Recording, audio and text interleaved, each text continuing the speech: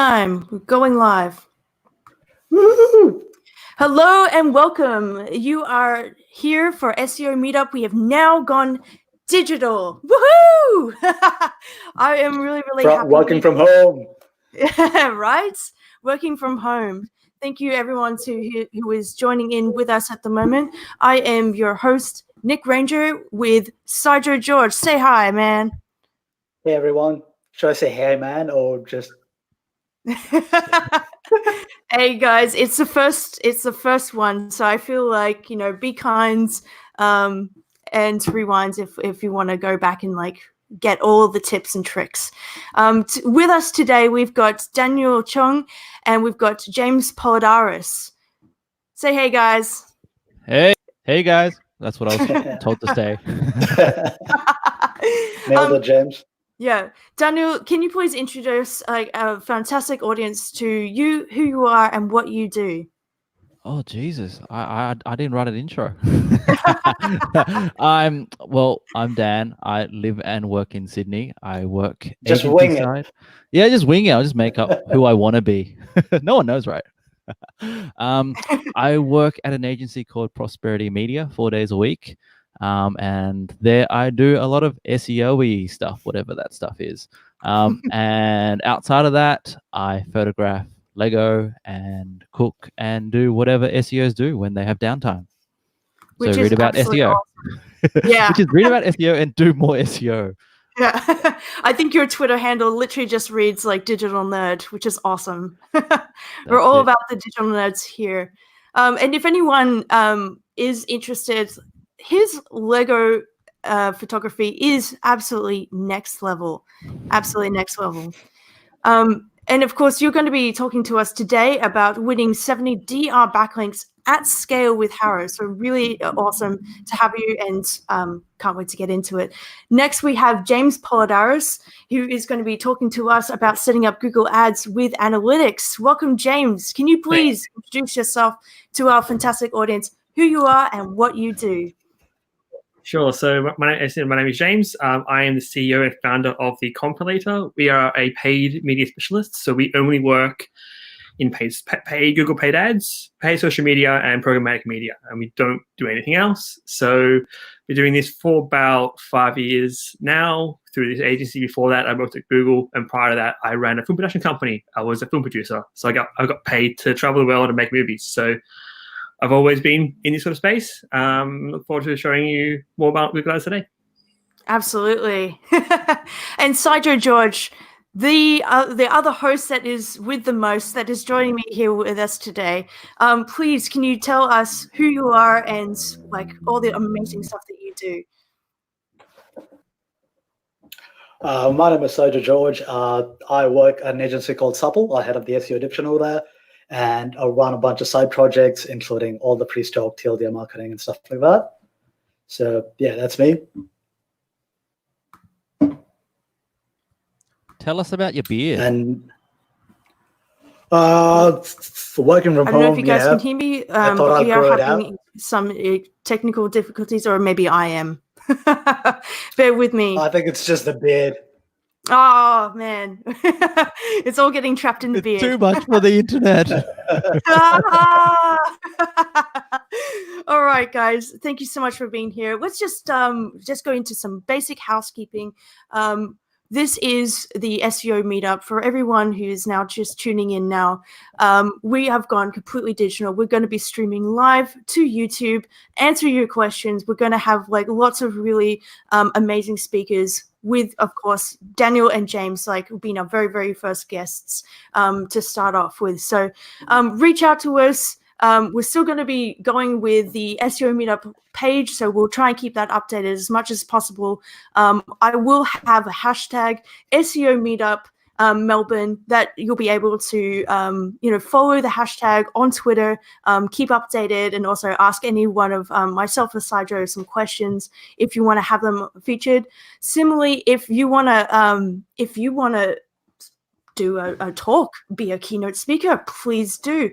We will have a Gmail account that will be taking any submissions or any ideas or anything like that afterwards. I will try and put all the links in the description below, as now we're on YouTube. So I feel very, very YouTubey and saying, like, if you like what we do, if you want to keep notified, hit that like button, smash that subscribe button. And my God, I'm sounding like every YouTuber that I've been watching for the last 10 years. This is very surreal.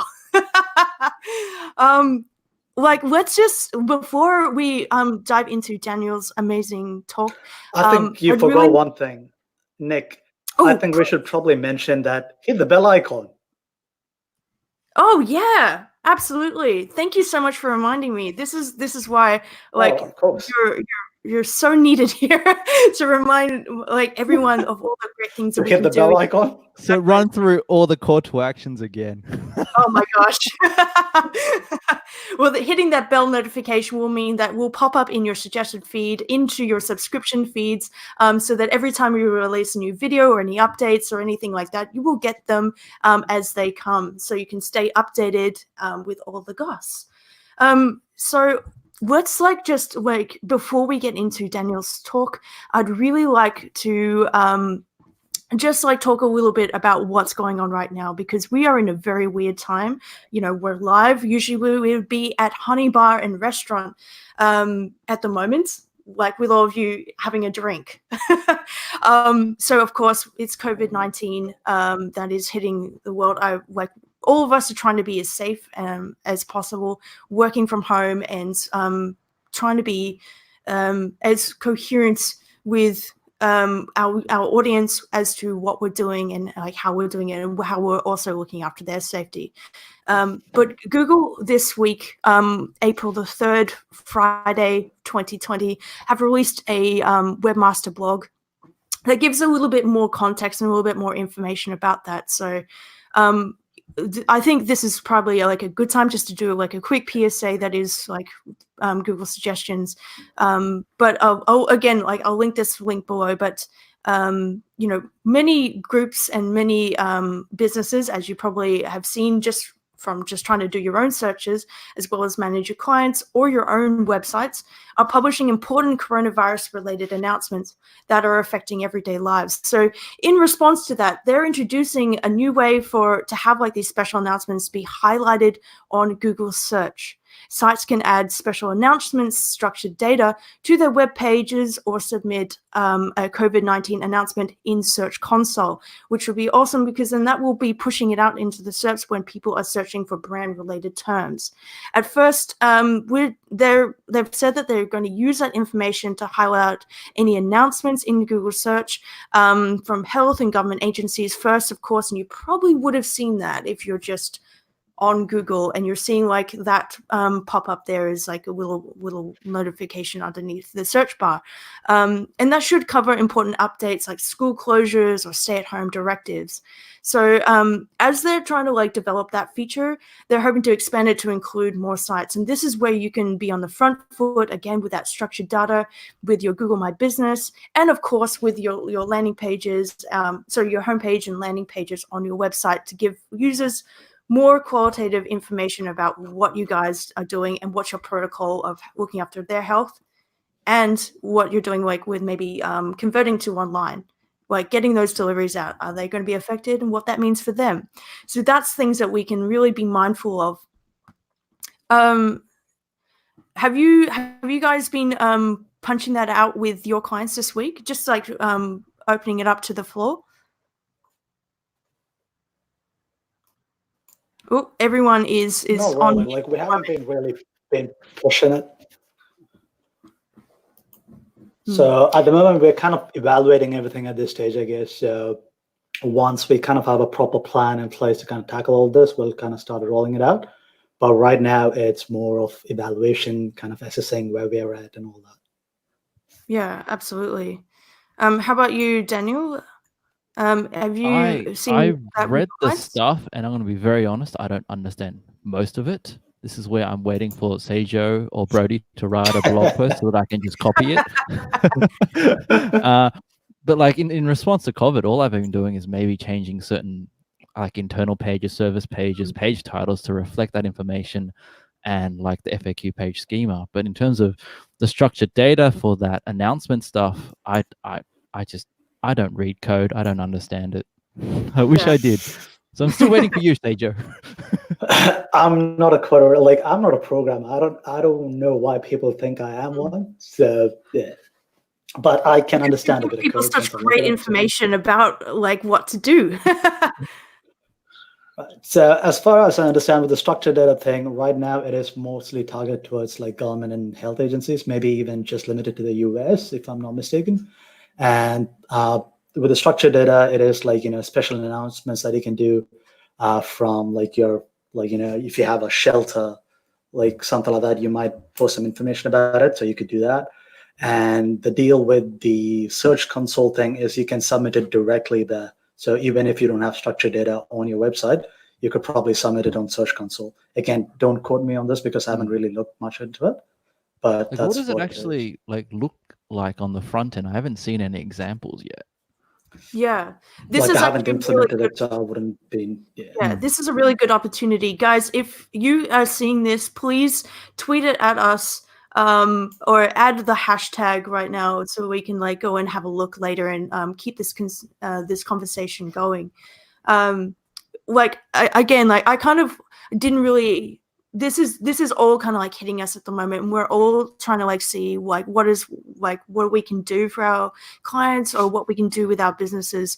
Again, like I literally just had a meeting with a client just before this and was kind of talking it through and kind of introducing the idea to them and to get their thinking around, well, with everything that's been affected with delivery for our products, like this is actually a good opportunity where we can like have like a very like direct message to our potential customers to say, we want to put your health first through this because we're all in this together, and these are things that are going to be affected by that. These are things that we can do as a response to that, just so that like their customers feel like that they've been looked after, and like that's really like a better brand kind of like PSA than just kind of taking like the road of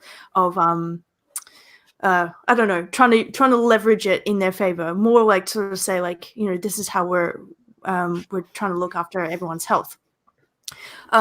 Again, like on that, so Google My Business, the functionality has changed to also be with COVID, because of course this is really affecting small businesses in a kind of tremendous way.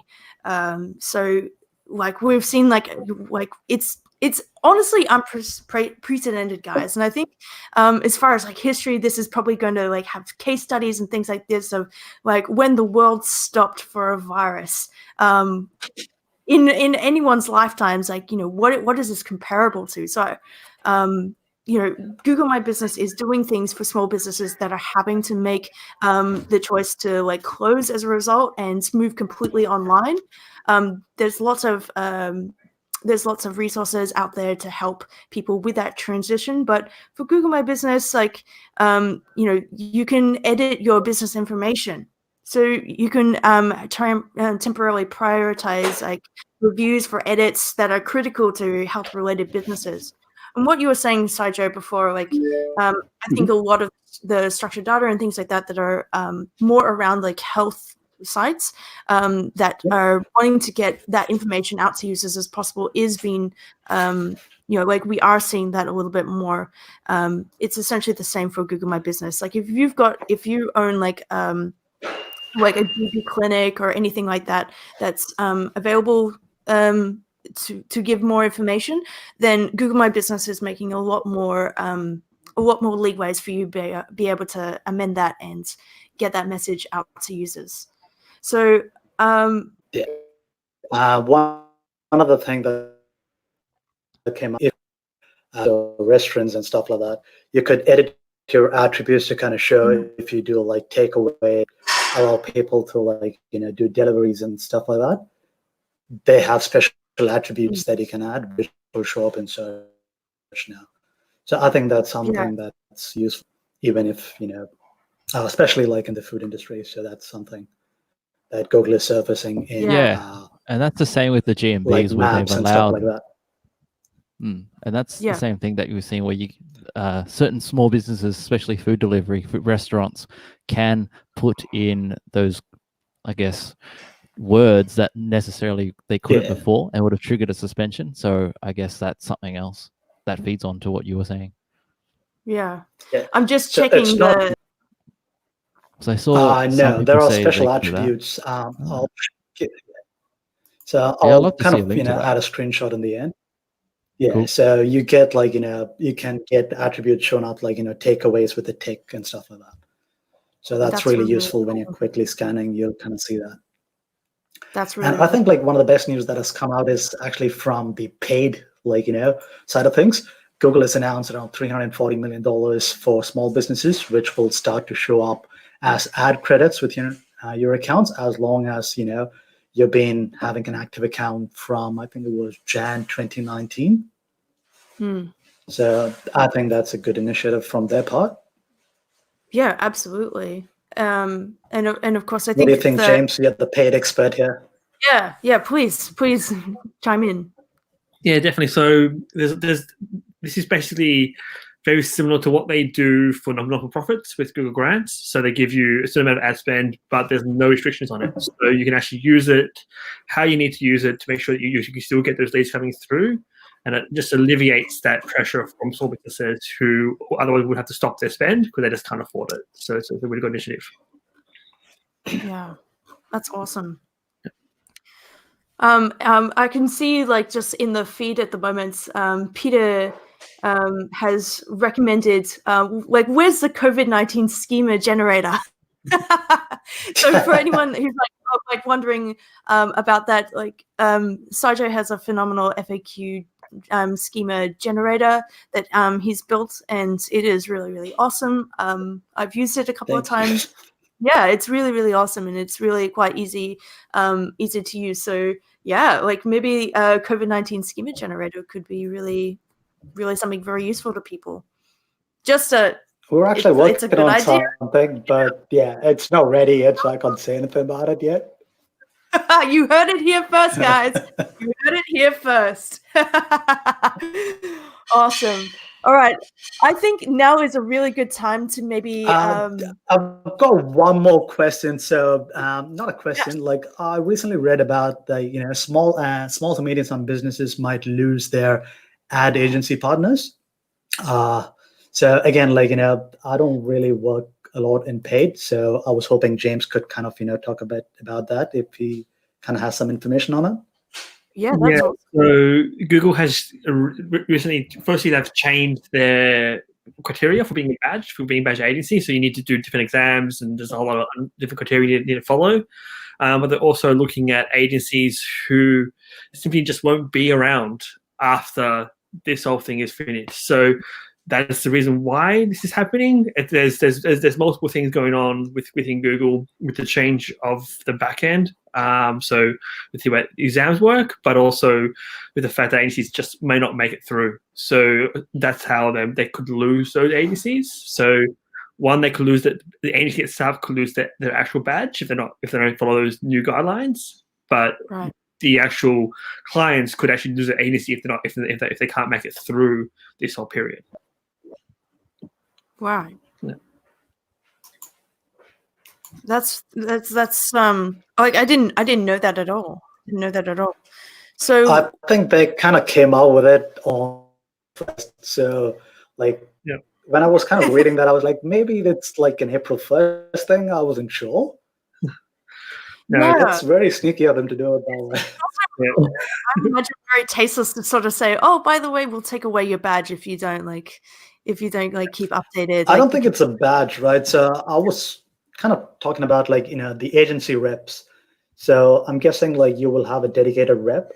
So the programs. Yeah, so the agency reps program has changed multiple times over the last few years. It started with things like MA3, MA2, MA1, and then that all changed as well. But yeah, that's all changed again, and then they outsourced it again, and it's basically they're saying because agencies are not operating, and they've got so much resources to help agencies who do have a rep. So if you're a MA2 agency, for instance, you would have 3 people to look after your account. So that's a lot of power. So it could actually end up being that people could get laid off because there's no work for them to do. They can't support them long term. So if there's a rep scheme, that would probably what they're mentioning there. Yeah. Wow. Gotcha. Right. That's awesome. And again, like if you've got any questions or anything like that, please post them in to the chat, and we'll add them on rotation, and we'll get like us all to just to openly discuss it, which is awesome. So I'm going to now open up the floor to Daniel so that we can get onto his amazing topic. That would be clicking through. Sorry.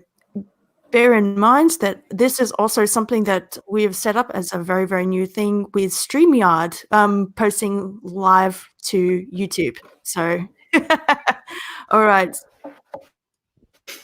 Daniel, All right. ready to share the screen? I'm going to share the screen, and can you let me know if it's coming up? Oh, yeah. There we go. Okay, good thing I've hidden all my dodgy bookmarks. Okay. Nice. Oh, this is live. Yeah, Oh, the floor is yours, my friends. This could be a lot of things. All right. Hey, y'all. How are we doing? So, as Nick and Saijo have mentioned, I'm Daniel K. Cheung, and I live and work in Sydney. And in today's presentation, I am going to show you how you can win DR70 and above backlinks from HARO. Now, I understand that there is a variety of people tuning in and that your experience level will vary. My goal is to give you some high-level material to use as a framework so that those of you who are not super well versed in SEO and link building can feel motivated. At the end of this presentation, you'll either want to do this yourself or hire someone to do this for you. And for the next 45 minutes or so, you will learn the exact steps that I follow to get the most out of my HARO efforts. So as What's Up Man says, let's get it. All right. Here's a format of what we are going to cover today. First, we're going to go over backlinks. I know many of you will already be familiar with link building, but this is for those of you who aren't. Similarly, many of you will know what HARO is, but for those who don't, I'll spend a few minutes explaining what Helper Reporter is and why it can be a free way to earn links for your business or affiliate website. Then we'll start diving into the mechanics of HARO itself. Specifically, you will learn how to set up your HARO account for optimal backlinks, how to modify your existing HARO account for better results, when you should respond to HARO callouts, how to optimize your email signature for a higher success rate, and how to optimize your pitch to get through the noise. After which, I'll answer some common questions. Specifically, I'll cover the following questions. Should I use a general email, an email from my client's domain, or an agency email for HARO? Do I respond to HARO callouts immediately? Why am I not getting any success from HARO? What professions and industries can get DR70 plus links from HARO? Should I respond to anonymous callouts? What success rate should I expect with HARO? Then I'll show you the exact template I use when making HARO pitches. Since I personally use an agency email, I'll show you the exact formula I use when pitching a single client and what I do when I'm pitching multiple clients in the same email. And then you can ask me any questions you may have. So as you can see, my goal is to make sure that everyone here walks away with something useful and actionable.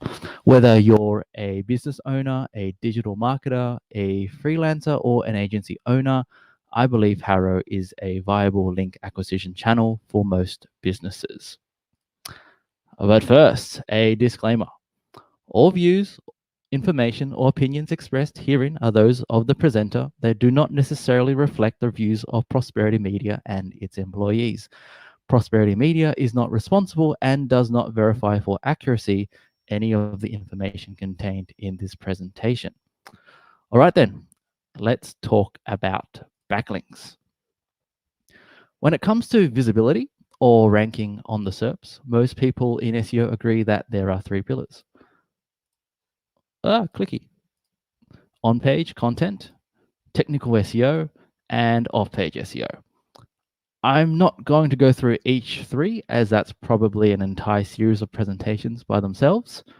Out of the 3 pillars, however, off-page SEO tends to be the most difficult and resource intensive, even at an agency level.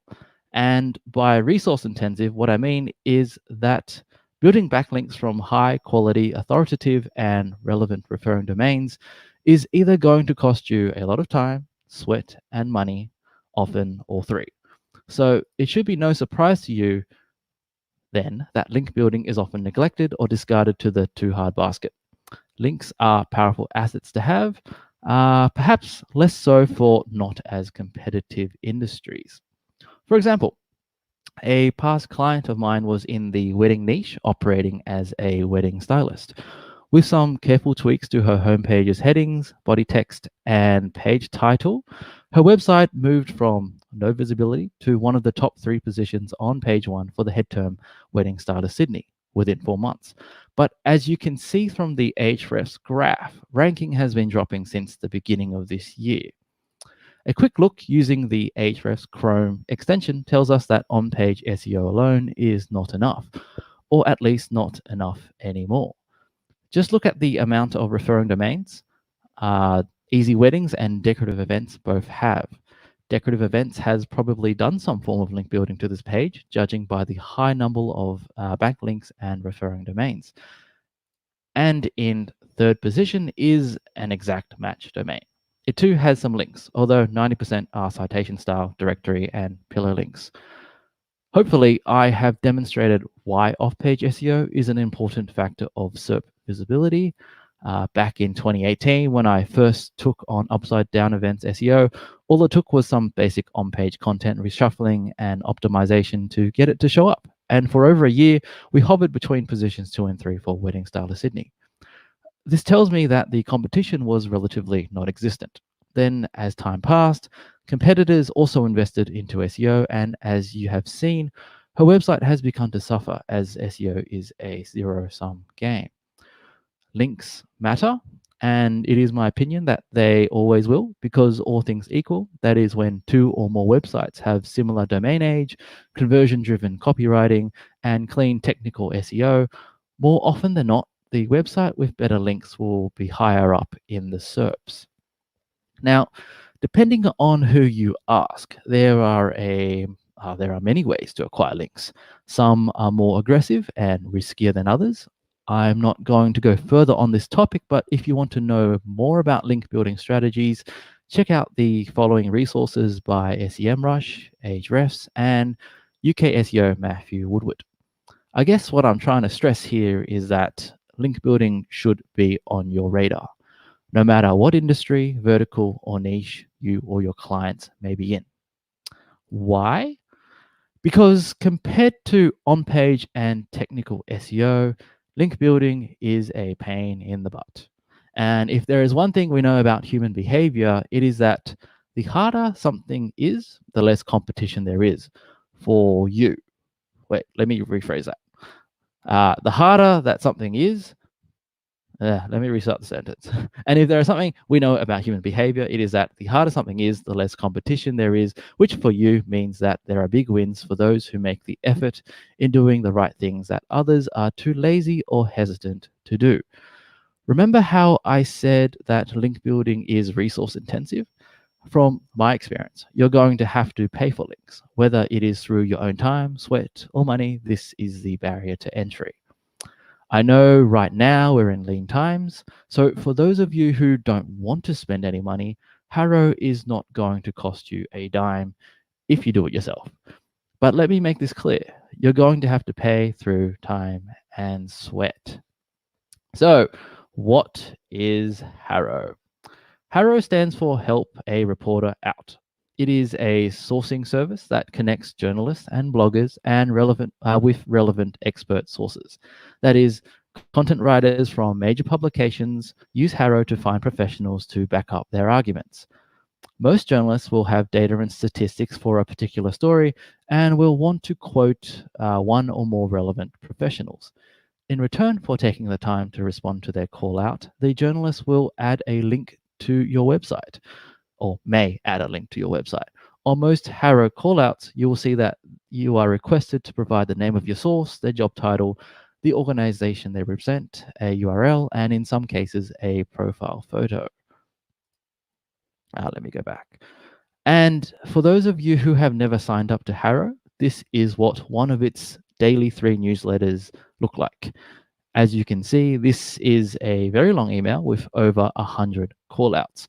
I'm not sure if you can see from the video, but there are writers from Healthline, Business Insider, HuffPost, the Epoch Times, Associated Press, Reviews.com, Confidential, Bustle, and Pop Sugar in just this single newsletter. Earned links versus bought links. A quick tangent, if you'll humor me. In my opinion, a good link is one that is extremely difficult to get. We work in an environment where guest posts and niche edits are easy. It is just a matter of exchanging money.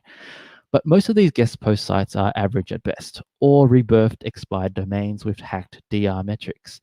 There are marketplaces for links such as NoBS. Pretty much anyone with a wallet can get a link from these websites. If you're doing guest post outreach, how likely can you reach editorial decision makers from the following websites? I have regularly seen Bustle, American Express, Business Insider, HuffPost, CNBC, Entrepreneur, and Mashable do callouts, and throughout COVID-19, many more websites such as WebMD and Healthline have been very active on HARO. So looking at these big media publications, what are your chances that you can outreach to any of the writers at any of these websites and be able to negotiate a link back to your website? Probably pretty low, no matter how good you are.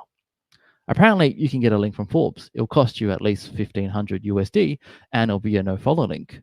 Now, why would anyone in their right mind pay $1.5 grand for a no-follow backlink? Well, I guess having a domain rating of 93 and 38 million monthly organic visitors is attractive to many people. But going down this route is going to cost you a pretty penny. This is what makes HARO so attractive. How much would you pay for a do-follow link from Bustle?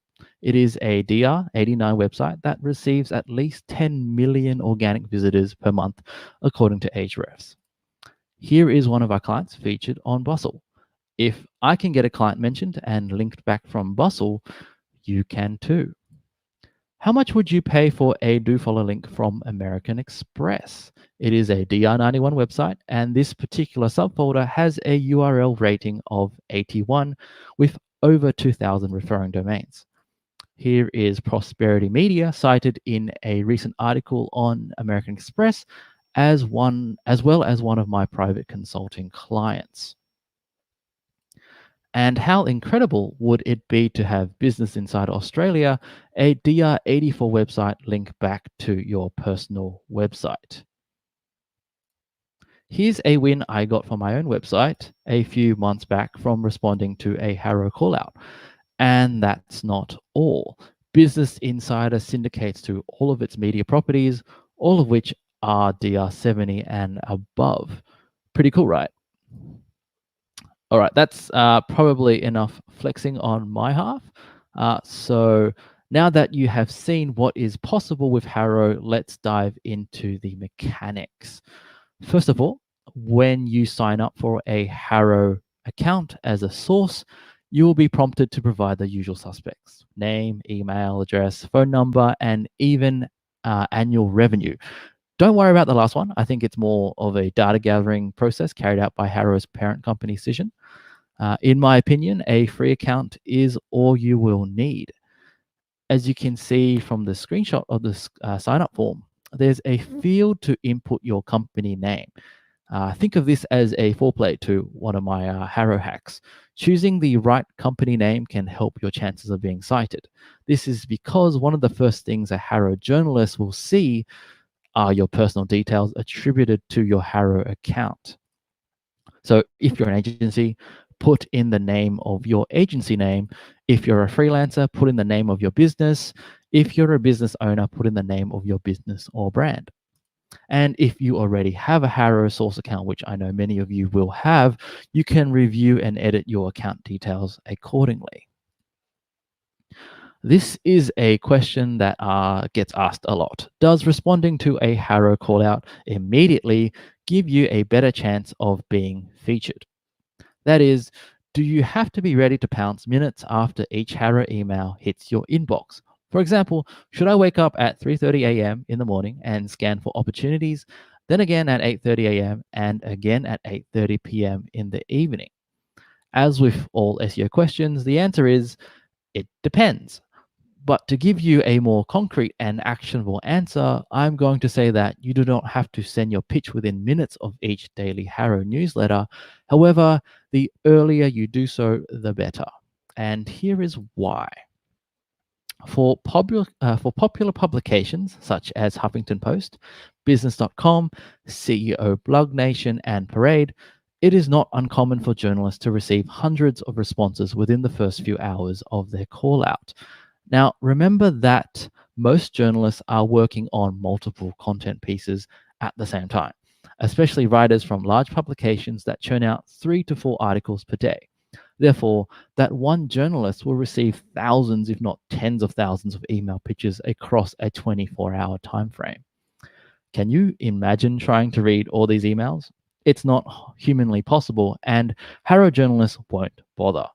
This is why I'm seeing an increasing number of journalists from big name media companies scheduling their HARO call out for the afternoon edition with an extreme short deadline of just 3 hours.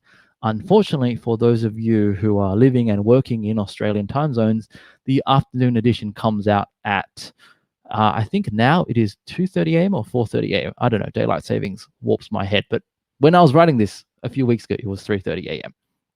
Hence, it makes sense that if you're one of the first emails to hit their inbox, you could potentially catch their attention before they become overwhelmed. I have literally woken up at 4 a.m. in the morning, opened HARO on my phone, and written pitches in bed. Do I advise this for everyone? No. But if you're running your own affiliate marketing site and have the ability to do something like this, there can be some big wins to be had. Or if you run an agency, you can hire remote staff who are in different time zones to get around this issue. I know Charles Float in the past was doing this, and a number of other SEO agencies are doing it too. So to answer the question of when you should respond to HARO emails, try to read each of the 3 daily newsletters as soon as possible. Some newsletters have less than 40 opportunities, while some have over 100. In a later slide, I'll get to my exact process. For now, I want to quickly touch upon a quick hack that I have been testing for a few weeks now. I've been modifying and testing my email signature, and over the past 15 months, I have used a variety of email signatures when pitching. These days, I'm using HARO Liaison instead of my actual job title. Sometimes I'll also include a link to my own LinkedIn, although journalists care less about the sender than the actual person being quoted. Now, let's get into the good stuff. How to optimize your pitch so that your pitch gets noticed. First of all, let's take a look at how pitches usually look like when they reach a journalist's inbox. From this screenshot, what can you see? I'm not sure why some emails come in as HARO or as the person's name. This could be an email client thing or the difference between free and paid HARO account. I honestly haven't tested this yet, but take a look at the email subject lines. Clearly, there is a template that cannot be changed. That is, the beginning of each subject line begins with HARO : new pitch hyphen, but there appears to be some differences in the second part of the subject line, and I've highlighted these for you. This suggests to me that there is an optimization opportunity with the subject line when you respond to a HARO callout. Here are a few examples of recent HARO pitches that I've sent out. Now is probably not the best time to dump your partner. I've had every wedding postponed for the foreseeable future. Without keyword rich. You're flying blind and hoping for the best. Stannis fluoride toothpaste are better. Instead of panicking, call your mom. As you can see, I've custom written a subject line for each of the pitches with a clickbait headline. This is because they probably show up in the journalist inbox and stand out better from the usual boring subject lines. Going back to the previous slide, the highlighted part of the email subject line is where the custom one goes. So I suppose it is similar to keyword stuffing the page title. You want to get to the best bit in the first few words. Let's move on to the next pro tip. HARO is not a link building platform. Now, do you remember why journalists are looking for sources in the first place? As SEOs, we have to stop thinking purely about link building. When we dumb it down and commoditize any system or process, SEOs inevitably ruin good things. Skyscraper or shotgun skyscraper resource link building is a prime example of how SEOs have taken a great value add process and made it absolutely spam. Freelance writers, bloggers, and journalists want to quote someone credible. They want to quote someone who is knowledgeable and experienced. They want experts to provide insights that they cannot easily Google for themselves. This is because quoting a real professional adds authenticity to a piece of writing. Even readers feel the same way. Seeing a real person provide commentary adds a level of trust to a piece of writing. If you take the time to read some of the articles that these writers have published, you will quickly find out that they are good at research. The only reason why they're willing to link out to a website is because you have provided them with something they do not have. And what is it that they don't have? Time. They lack the time to find someone suitable who is available right now for their publishing deadline. So for you affiliate marketers, if you're hiding behind a fake persona, don't even bother with HARO. I can tell you that HARO journalists will do their due diligence and check to see if the person they are quoting is real. Secondly, if you or your client are not an expert in the call-out topic, continue scrolling. There will be other opportunities. For example, one of the clients I look after at Prosperity is a registered psychologist. But psychology, as you know, is a very diverse field, and there are certain types of counseling that my client and her practice does not specialize in. Despite seeing multiple HARO callouts from really lucrative websites, I pass on these opportunities as I know I'll just be wasting both my time and that of the journalist. But at the same time, don't let the word expert prevent you from getting wins. Many medium to high DR websites will often want sources to describe the experiences with regards to business, marketing, hiring and firing, money management, and other lifestyle topics. These can be easy wins for you or your client, so my recommendation is to keep an open mind when reading HARO callouts. Okay, next HARO hack, become the expert yourself. Now, this slide is more for my agency and freelance SEO friends. I have tried on multiple occasions sending HARO callouts to my clients and asking them to give me some content to work with. Most clients, as you all know, struggle with this. They're either super busy and never get back to me on time, or they give me something that is completely unusable. Then I feel like shit because I've wasted both our time. By this is that you should do as much research as you can to understand what your client does, especially if they work in a specialty niche such as healthcare, psychology, data science, and nutrition. This is what I did to bridge my knowledge gap of counseling in the early stages of HARO outreach. I would ask my psychologist client to send me bullet points, and using the provided bullet points, I'll add necessary information and rewrite it in a way that would make it easy for a journalist to copy and paste into their writing. These days, I can channel my inner psychologist persona and respond to relationships and mental health topics directly. And this is where the efficacy aspect of HARO link building comes into play. I know I'm not a qualified psychologist. I mean, I did a lot of behavioral subjects when I studied to become a speech therapist, but I'm by no means a mental health professional. I will, however, use evidence-based research and commonly accepted concepts as a framework for my pitches. You'll come across many opportunities that seek the opinion of a medical professional. I personally would not touch these requests as it would be wrong to do so. So, what type of callouts will I respond directly on behalf of my clients? Pretty much anything that is after a general comment with regard to marketing, advertising, business operations, HR issues, cash flow management, etc. And depending on my relationship with the client, I may respond to some callouts that seek out personal failure and triumph stories. But generally speaking, in my opinion, anything business and marketing related is fair game for you to speak on behalf of your client. If you are doing HARO for a client, I cannot stress how important it is to explain to them what you're doing in order to strengthen their website's authority and trust signals.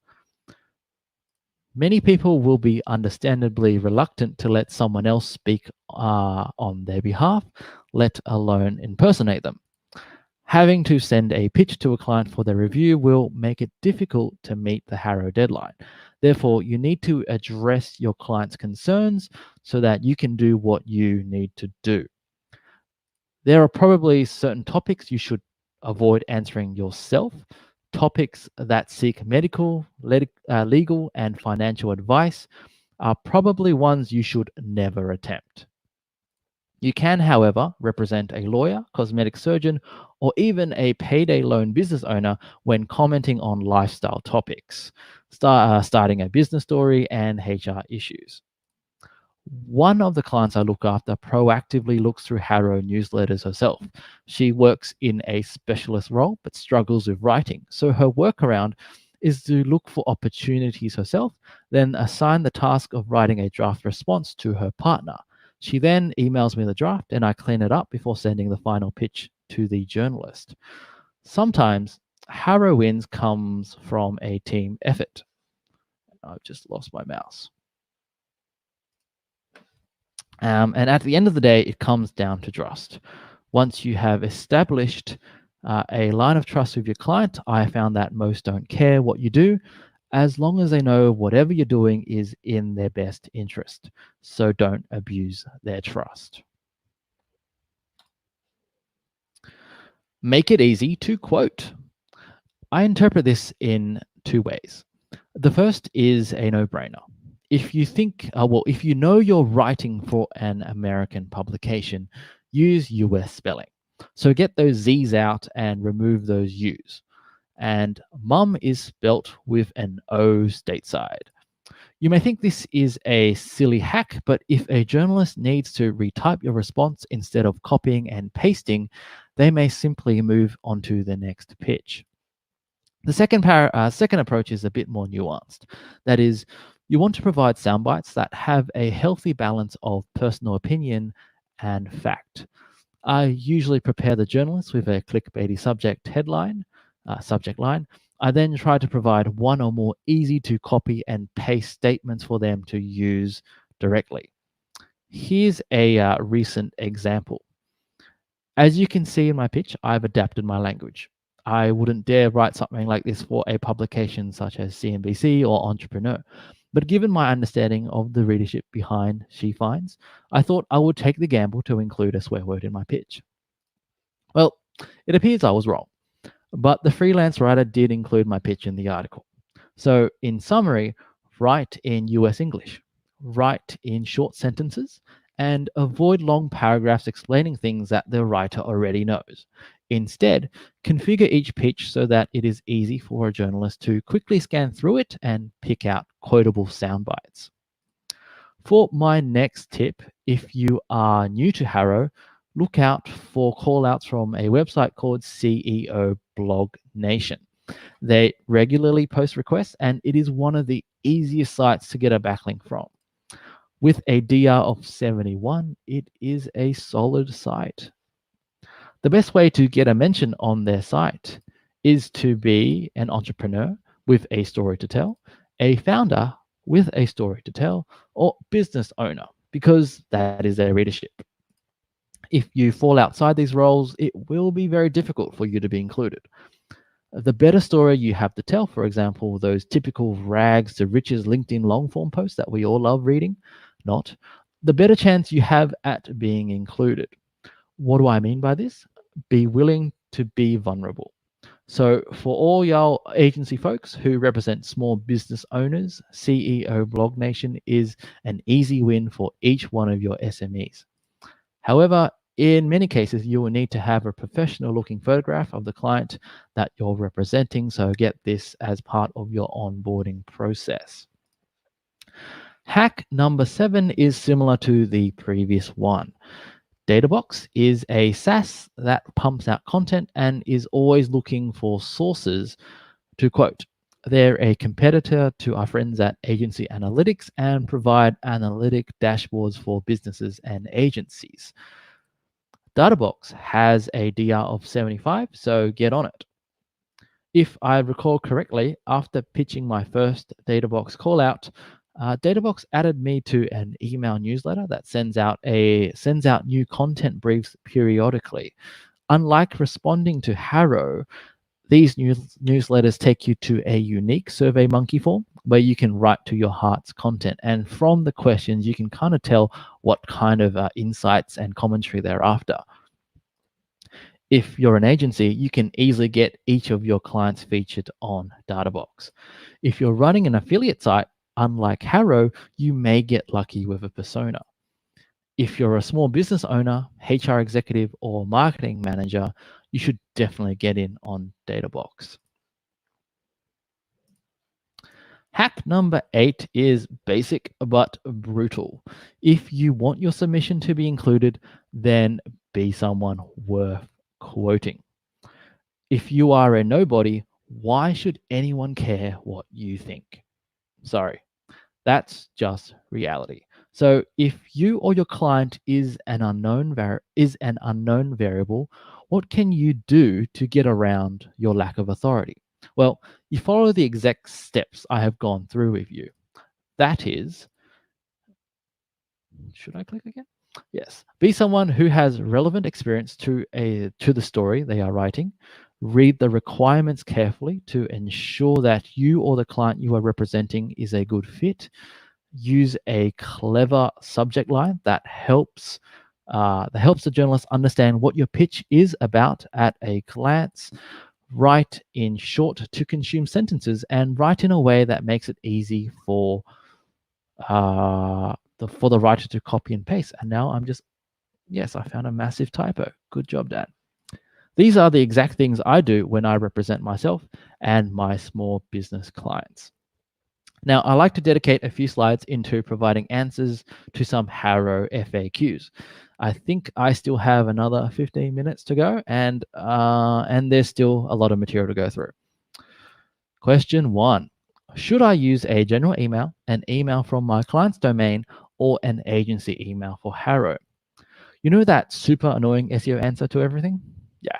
My answer to this question is going to depend on your particular circumstances. For example, it may not be feasible for you to create a G Suite or live office email account for your client. It may be easier for you to simply pitch from your personal or work email. I personally have used both my personal Gmail and agency domain email and don't think either have prevented me from getting wins. I know some people swear by creating email accounts for their clients as they believe it has a higher success rate. Again, this is something you should test for yourself. Question number 2, do I respond to HARO callouts immediately? This is how I approach HARO. I like to quickly scan through them to identify possible opportunities first thing each morning, typically after going for a walk and having my first of 25 coffees. I actually don't go for a walk in the morning. Usually this means going through the morning and afternoon editions. If there are any good opportunities, I'll pay attention to see whether I have enough time to respond to them. As I mentioned earlier, some callouts have very short deadlines, and there's no point spending time on a pitch that will be ignored. Then come 8:30 a.m., in the morning, or now 9:30 a.m. in the morning, the evening edition comes out, and I'll do a quick scan once again. You may notice that I no longer look at HARO after business hours. This was more of a personal decision I made to prevent myself from burning out. I'm a bit of a workaholic and need to set clear boundaries between personal life and work, as many of us SEOs will know. So for this reason, I only look at HARO newsletters first thing in the morning. Why am I not getting any success from HARO? Okay. This one is going to take a little bit longer, as I want to spend a bit of time explaining why HARO isn't working for you. The truth is that it's you, not HARO. Perhaps some of you have fired off a few HARO pitches in the past and had no success. Here are a few reasons why journalists did not pick you. Your response offers a zero value and emotional connection. This is the biggest factor that writers look for. As I have mentioned a few times, most writers have already gotten all their research and writing done. They're using HARO to look for personal opinions to interject into their content piece. Specifically, they are looking for responses that speaks to their emotions and something that may resonate with their audience. Therefore, generic statement of facts will rarely be selected unless it is something very niche that only a specialist has knowledge of. For example, what are the medical benefits of CBD and how can you back that up? Essentially, you're missing the X factor. Sorry, mate. You're going to have to try harder. Write better, be more compelling, and spend some time to understand who you're writing for and what problem they are trying to solve. Instead of looking at HARO through the lens of link building, offer something of value. Some journalists will look for first-person accounts. That is, they know PR and SEO agencies are trawling through HARO. Therefore, they want to see an email come in from the actual expert. I know a few HARO outreach agencies that set up personal G Suite emails for this exact purpose. I guess this is great news for business owners and people who are representing their own brands. For those of you who work in agencies like me, it could be worth testing. Another reason why your efforts are not producing any results is of no fault of your own. Writers often want a variety of businesses and entrepreneurs to provide different perspectives. Even if you were one of the first people to respond, the journalist may have decided to read their most recent emails instead, and by the time they reach yours, they've already have someone else who fits a similar person as your pitch. Sometimes it just comes down to luck and timing, but you have to be in it to win it. Lastly, journalists fact check. They will click your link and do a 3-second check to see if you or your source is legit. If you or your client's website does not look up to scratch, they'll move on to their next email. So if you're going to pitch for another business, make sure that their business looks professional and is modern. And when a writer or blogger Googles your name, make sure you've done appropriate ORM beforehand. Question number 4. What professions and industries can get high quality links from HARO? Now, not all professions, job titles, and industries are a good fit for HARO. I just went through an entire rant on why most HARO features fail, and a lot of it overlaps with this question. From reading over 1,000 HARO newsletters, if you or a client is a sex therapist, CBD expert, or relationship therapist, there are plenty of callouts waiting for you. Job titles do matter. For the source, that is, not necessarily the person responding to the emails. Websites want to cite interesting stories from successful and established people, and being a founder or a C-suite executive is going to be far more attractive to those websites than a junior within an organization. However, as long as you have an interesting story to tell, one that goes beyond the surface, your chances improve dramatically. And one last thing, if you or your client is US based, you have a better chance of being quoted. This is because Northern American publications prefer to quote someone from the United States. And this makes sense because the bulk of their traffic and readership will typically come from the USA. Is responding to anonymous callouts a waste of time? This is a really good question because on any given Harrow newsletter, you will come across multiple anonymous publications. I think this is something worth testing because everyone will have different types of constraints.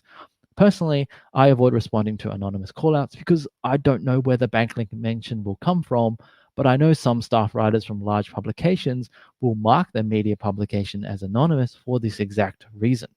That is, if they were to disclose that they are writing for Forbes, Inc.com, or Entrepreneur, their inboxes will get utterly decimated. So my advice to you is to test this for yourself. And finally, what success rate should I expect? When you first start out, you may send out 20 emails and not ever get a link win. But as you get better with your pitches, your success rate will improve. For very niche callouts, you can usually land 1 out of every 7 or so pitches.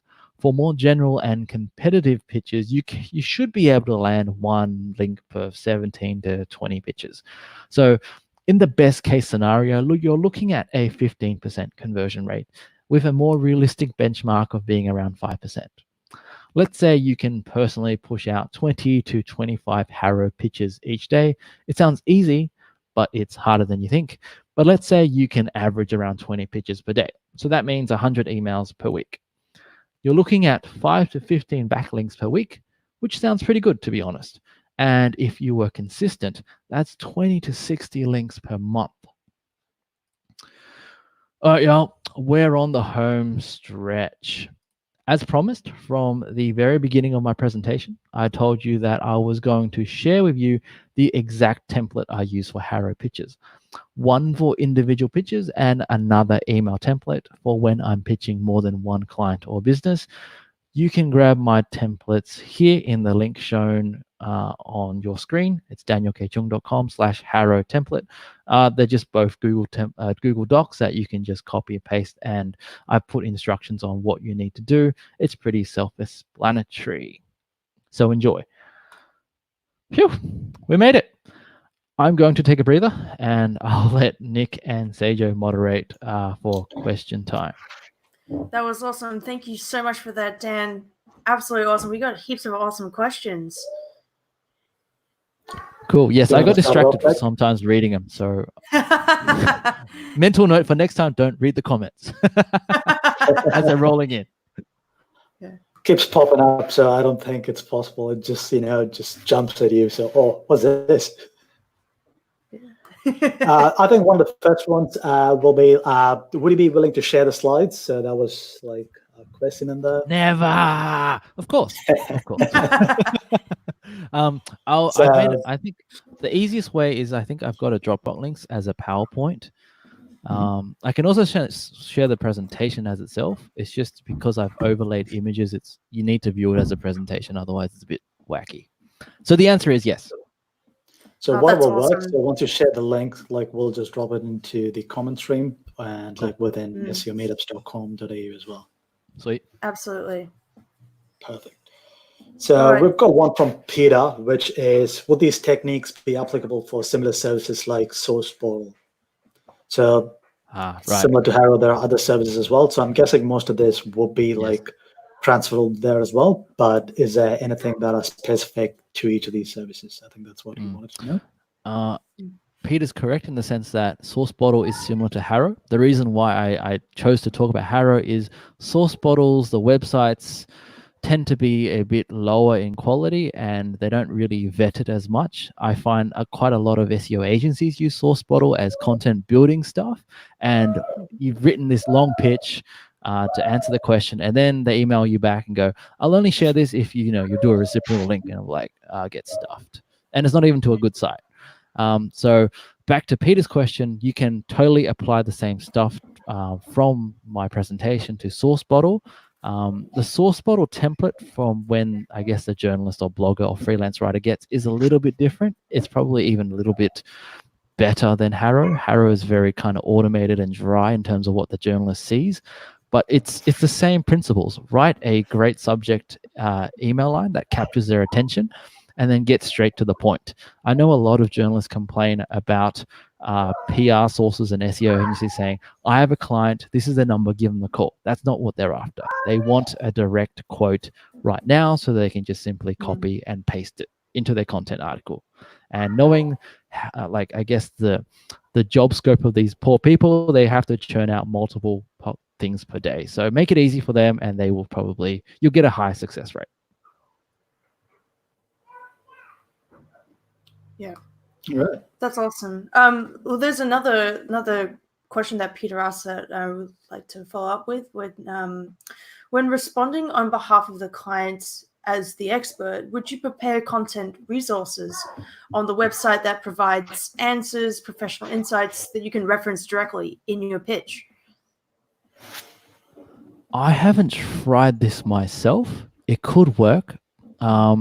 It could be worthwhile if, let's say, the client you're representing, or if you're like an affiliate marketer and you don't have much, I guess, domain authority or presence because it's a fake persona, it could be worthwhile to mention that you've been published on these type of websites, that they're recognizable and established websites. But I have read, let's say, on CEO Blog Nation, they actually have and I'll paste this into the comment section, is that they have a great resource on why HARO pitches don't make it through. And one of the reasons is all they want is just a quote. And they don't really care necessarily who you are, as long as it resonates with who they think will read the content. So I've put, like, because I've used, let's say, for example, HARO or Source Bottle for content writing, or for getting, I guess, link building stuff, content citations. And I've seen a lot of pitches come through where the first 3 lines are, I'm so-and-so, I've been published here, and I'm just like, I can't be fucked because, sorry, I'm swearing now. I'm doing a D-Day. It's just like, I just don't have time. Just give me what I want. I don't need to know who you are. And so, my answer is test it. But in all honesty, HARO is all about volume and being quick to the punch. Yeah.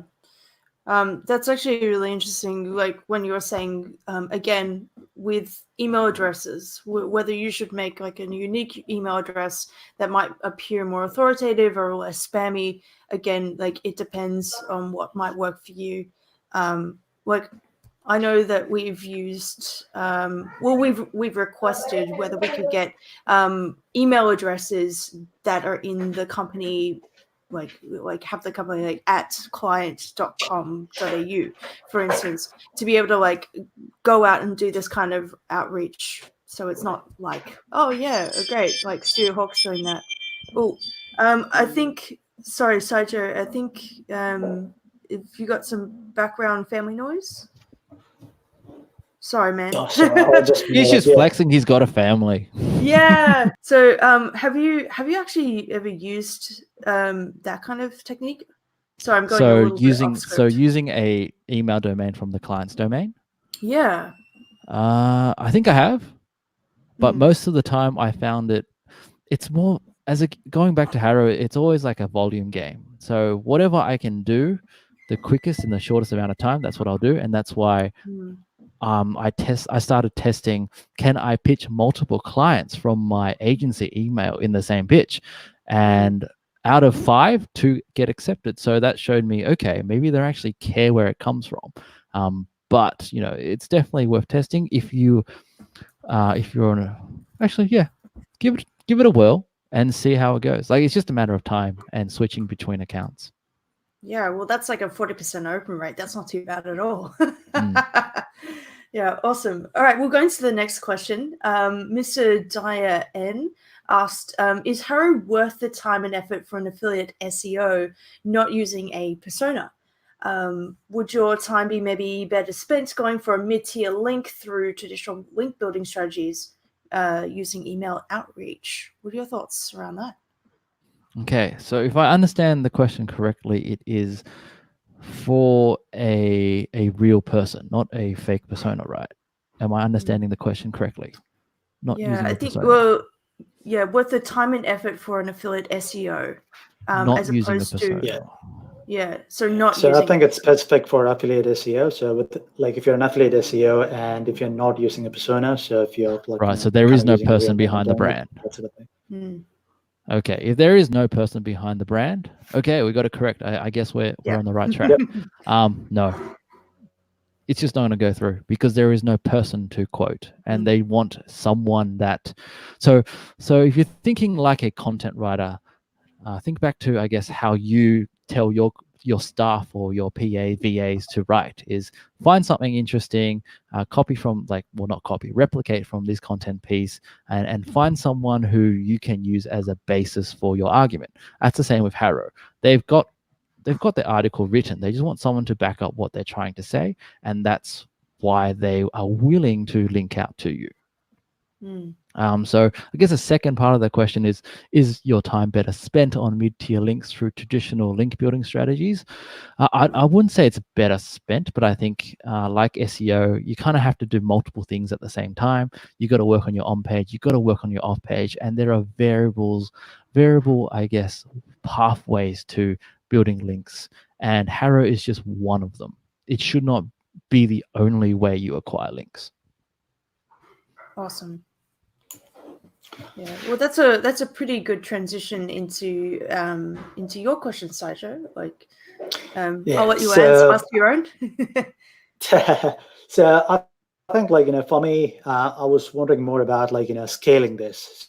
So what I understood, like, it's a lot of manual process that is involved. So other than hiring like an army of VAs or like interns and stuff like that, what are your pro tips for, like, like scanning quickly through this list and making maybe using some automations and stuff like that? How do you kind of scale this? Do you have any tips for that?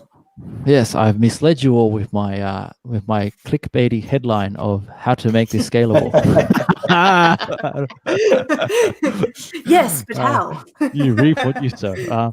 Okay.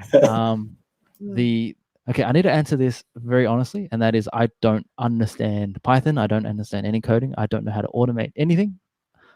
So I don't really know how to answer that from a technical point of view, whether that's possible. It may be. But however, in terms of HARO, can you automate it at that level? Possibly not. I mean, you could, with premium accounts of HARO, you can set keywords that you want priority emails to be sent to you. And that could be one way that you can then get a script that then you have, like, I guess, pre-rendered responses to send out to these things. Again, I don't really understand the technical side of things, but most agencies Sorry, so you did have some good tips on, like, like there are some specific domains that you can go after and stuff like that. So maybe there are other things, like there are probably some specific domains that are not really worth following up. So you could probably block them out. So that kind of reduces the number of, like, sites that you have to go through and stuff like that. So are there any tips like that? Yeah, that's a good point, because I guess what you could do is you can create a filter for the publications that do matter to you, as opposed to maybe not the one. It's hard to know what you don't know in terms of what sites will come up. And if you are going after the major publications for most of your clients, then you can just have that filter come through so that you don't have to go through, like, let's say, I always find the Monday version or the Friday version to be, like, the afternoon edition or the evening edition to be really long, like over 100 call out opportunities, and it takes forever to scroll through. So it might actually be worthwhile to either have that premium account so that you can filter through only specific types of keywords that you're interested in, or to have what you're talking about is to have that automation process. Again, I haven't tested it, so I don't want to say anything that is incorrect.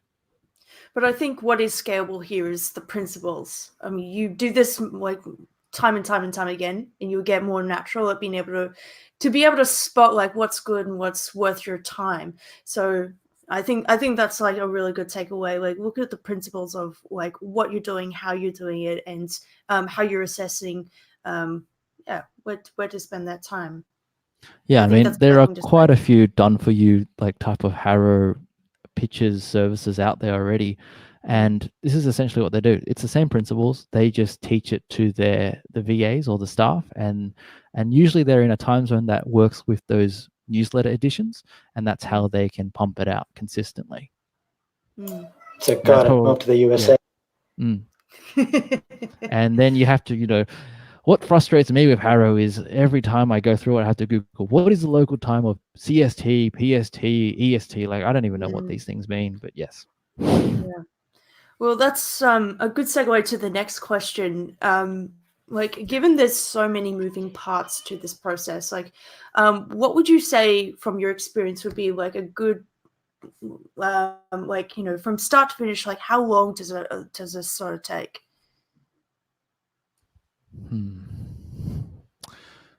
Let me guess. It depends. Ding! It depends on the type of, I guess, depends on what they're asking for. If it's like one of those, do you have a story to tell or a very lifestyle topic, is relatively easy to smash out because anyone can just write that. But if it's more of a specific request that requires, I guess, technical or specialty knowledge where you may have to call up your client and do some research, then that takes longer. I mean, because COVID's been on our minds and just HARO's gone off the charts for it, I've had to do a lot of research for like psychology and health related stuff. And I found one pitch I did took up 40 minutes of my time. And I know my boss is watching and I'm pretty sure he's not unhappy with that, but it got a link win. And so sometimes you just got to try. And then next time you'll know, okay, this is not worth the time. And then make that judgment call later on. Yeah, that's awesome. Also, shout out to James from Prosperity Media. Thanks for tuning in, bud. Okay, so this is kind of like to do with backlinks as well, but before I ask this question, do you also look at the backlink profile and look at what are toxic backlinks that are associated with this, and do you disavow? Was that for client sites? Yes. The answer yes or no. Yes, no. Let's say it's a small client. It's a small. It depends on the client and what kind of history they have with link building. The easy answer for enterprise clients is the usual answer is no. Sometimes that's because it's out of our hands, or it's just a legacy site that we don't want to touch because who knows what it'll do. Now, for smaller clients like SMEs, if they've like gone to the HOF or they've gone like just paid for Fiverr links, then it may be worthwhile to actually, as part of our process, we'll always go through their backlink profile to see what they have. And if we start spotting a lot of Blogspot and a lot of just dodgy type of crap, then we'll need to have a conversation with them. Depending on, I guess, is this impacting on, I guess, their visibility? Search Console will tell you if there's a manual thing, but if there isn't, then we'll have to use our professional judgment to say, do these links matter? Do they not? Is this a priority right now? And more often than not, it may not be. It might be the technical aspects of the website that's keeping it down. And so do we disavow? Yes, we have. But sometimes we won't. And that's due to reasons that we cannot, or we feel as though we should not, because it might tank everything, and then that's not a good look for us. Yeah, I think that's a really, really good point. You want to be super careful. There might be a bunch of stuff that appears really, really spammy or just like really low quality, but they might be giving some authority to your site, albeit very, very minimal. It's like always like with a grain of salt, you're sort of like looking at that and whether to disavow. There's a lot of thought around that topic, but I think it's a good thing. You treat it with a lot of caution, and you maybe not so active on like completely disavowing. Example, we had a client that we did a technical audit for, and we added them like toxic backlinks, like we did an analysis on that and sort of said like, okay, well, you've got like 40% of your backlink profile appears to be quite toxic. So that's just, we just had a conversation about it, and they like thought about it, and I was like, oh, okay, cool. And then I think a week later they touched base with us, and they're like, yeah, so we'd really like to go ahead and we actually like looked at your technical audit and started doing some making some changes.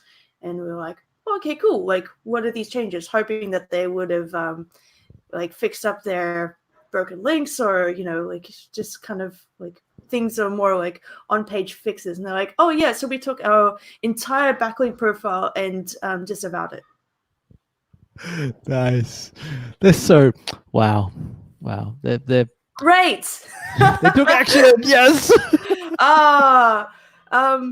So that was a process of learning, and of course there's ways in Search Console that you can kind of reverse that, but at the same time, like you want to be very, very cautious around that.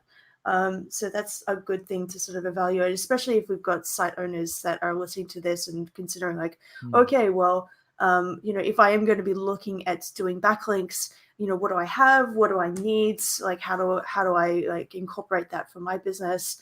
How much time, how much money should I invest in this? Just like be very, very cautious around doing that, because it's there are some things that we would definitely advise don't touch unless you know. Great. So the next question, Saijo, like let's devote that to you, my friend.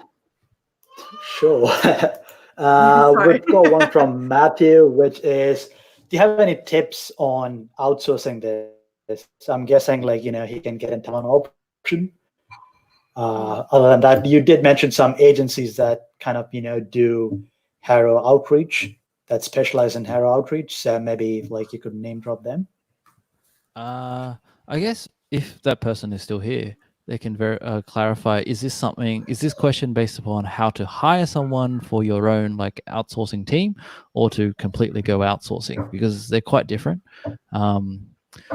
Trying to find someone to write for you in the way that you want is always going to be difficult, whether this is just email outreach, or with HARO, or even with content writing.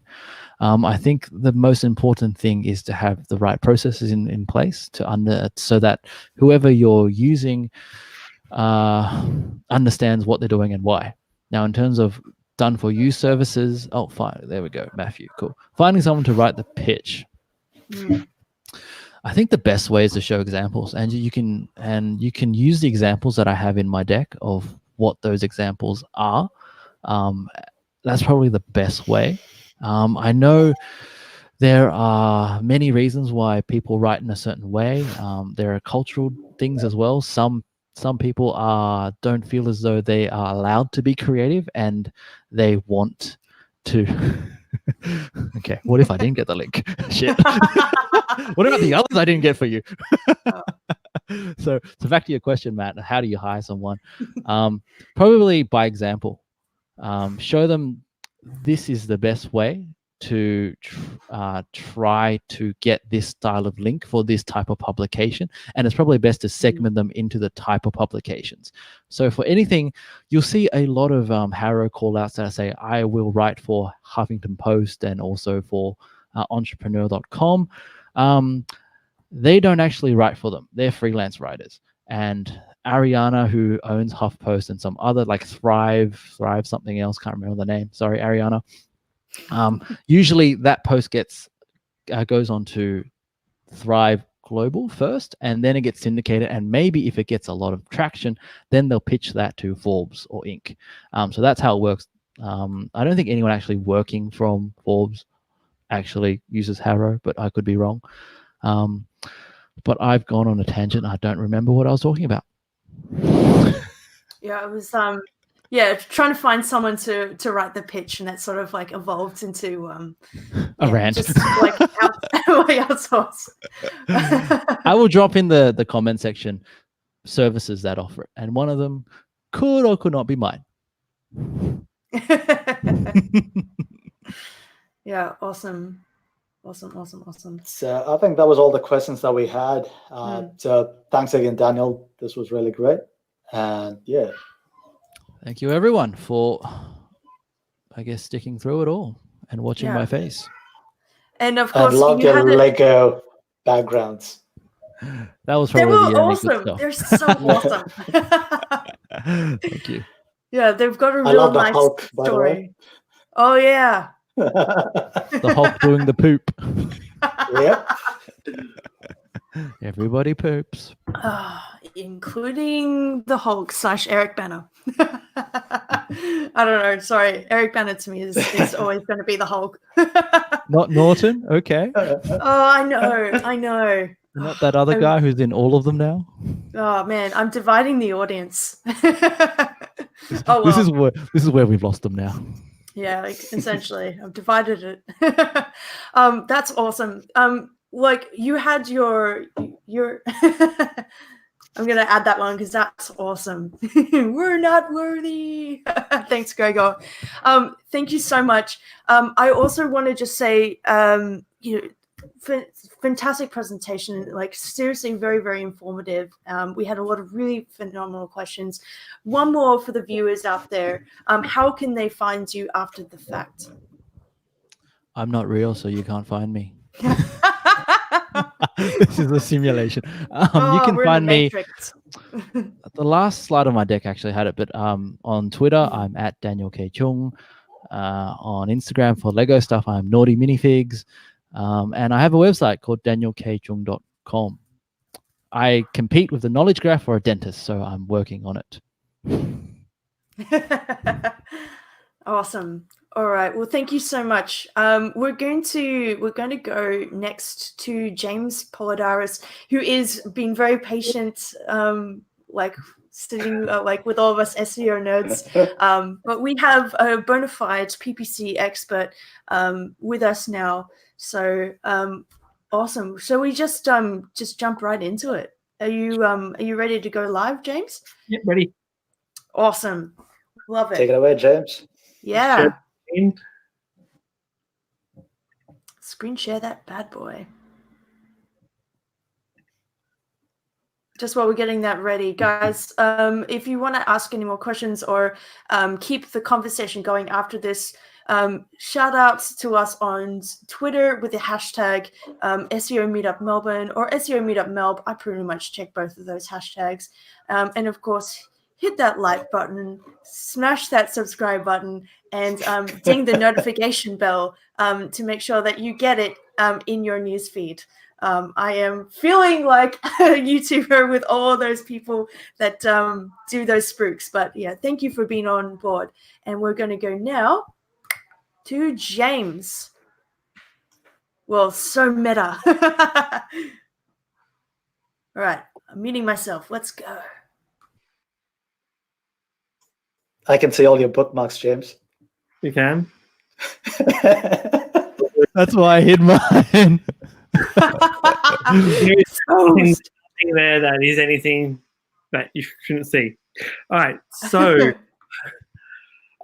so what we're going to talk about today is what I call Google Intelligence, essentially how analytics and Google work together. So we're going to go through essentially start with the basic 101 on Google Ads for those of you who don't know what the components are. We'll then look at some common problems.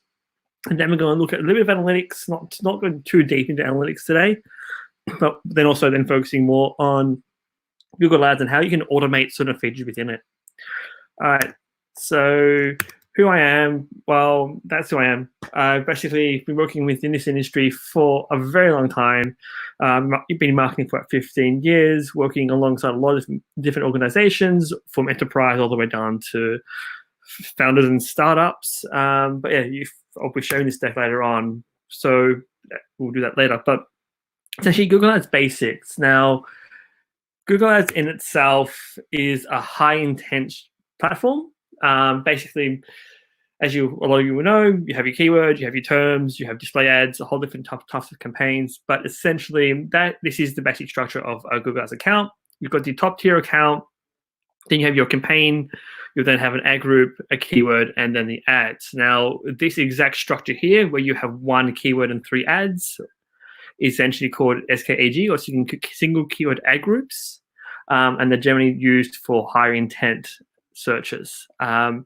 If you were an agency, you would have one more step above that. Above the account, you would have your MCC, or My Client Center, which houses all your accounts. So it's very basic setup in terms of what Google Ads is. Google Ads formats. Now, there are a whole lot of different formats within Google Ads you can use. Now, the one that most people are very familiar with is Google Search. It utilizes 4 different types of terms that you can add to an account to make them show up. So you've got broad match. So if you took, for example, the term red shoes, in broad match, both the term red and shoes would serve for any search term with either term present.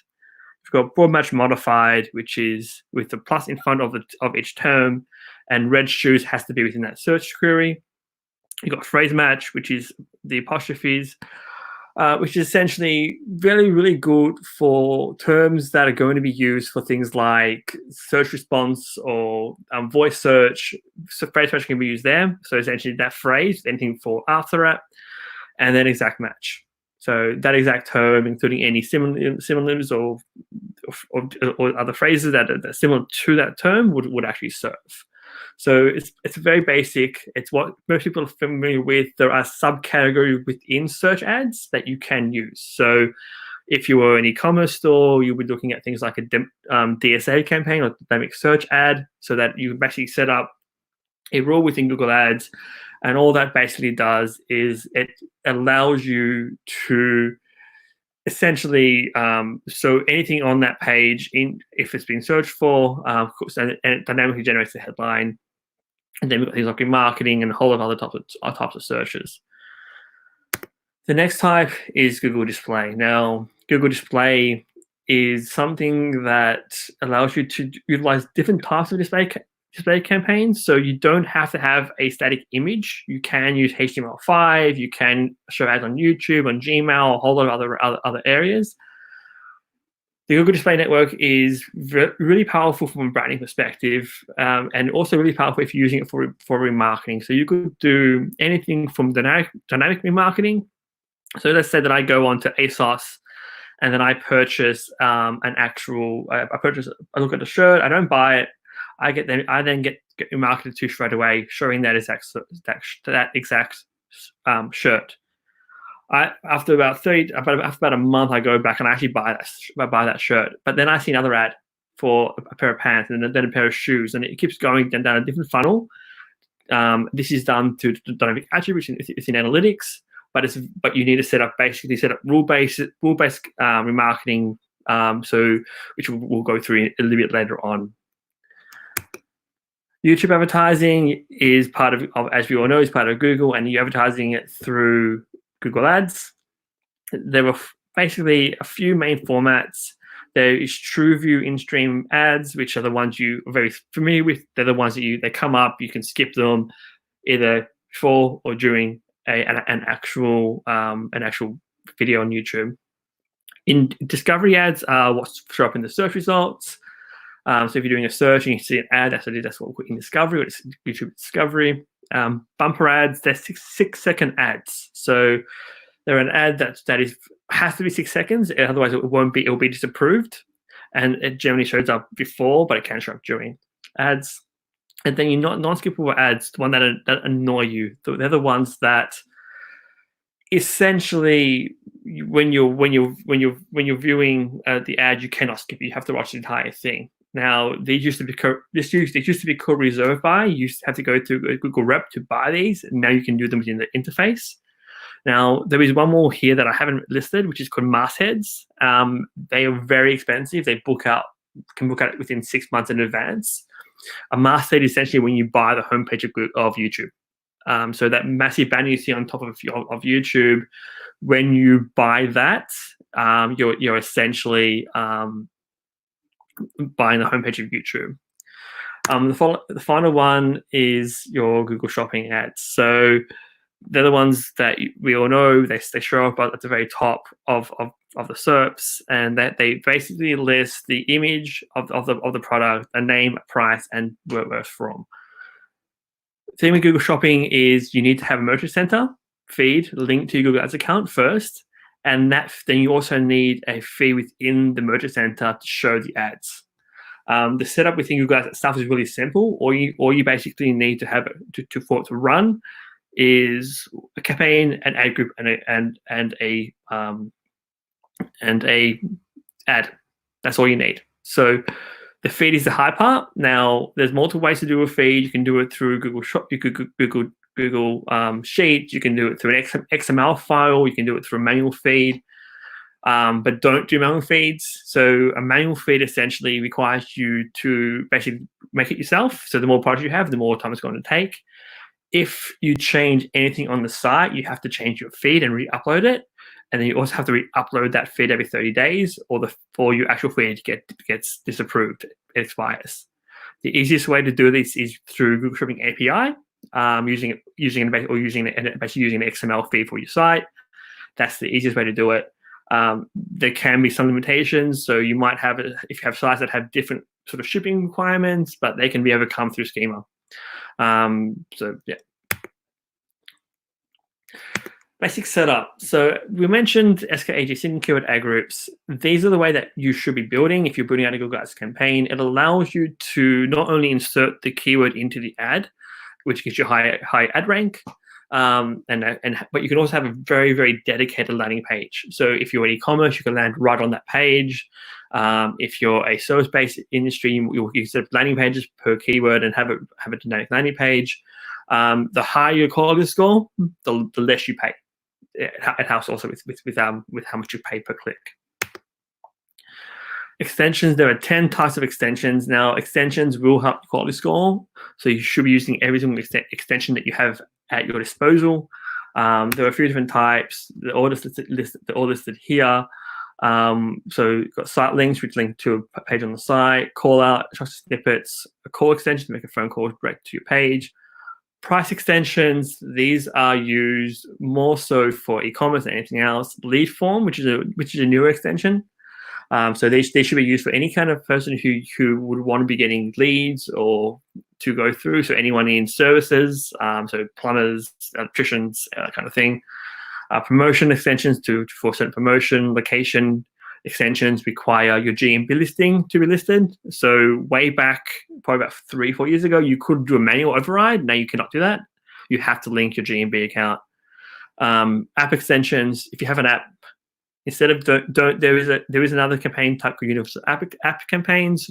I don't use these. I would always set up a search campaign and add the app extension there. You get a much better results. And then the final one is location for affiliates. So these are great for people who have multiple affiliates around the place who sell that product. You can actually list them, and you can actually set up the campaign in itself to only show the location that is relevant for where that person is searching from. So that's pretty much extensions there. Ads. So there's different types of ads. We're not going to go too far into this because there's a lot of different types of ads. If you ever download Google Ads Editor and you look at the ads, there's a very, very long list. We're looking more so at search here. So we recommend 3 ETA ads, or expanded text ads. If you are using responsive ads, they should be used in conjunction with ETAs.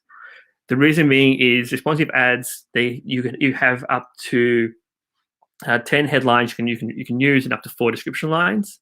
These will, if you do not pin them, they will rotate and they can give you really, really bad results in terms of just context with the ad. So you need to be very careful with how you use responsive ads because the system won't know any better. And if someone starts clicking on the ad and that doesn't make sense, or you're duplicating lines, it's not going to be very good at all. As I mentioned, so keywords, whenever we're setting up a campaign, we generally would, as a rule of thumb, would use broad match modified and exact match terms. We find they get the highest yield. You can very easily get really good results with using these. This could be stacking. So the broad match modified term takes care of your really long tail terms and anything that is outside of it, and the exact match is more for your intent base.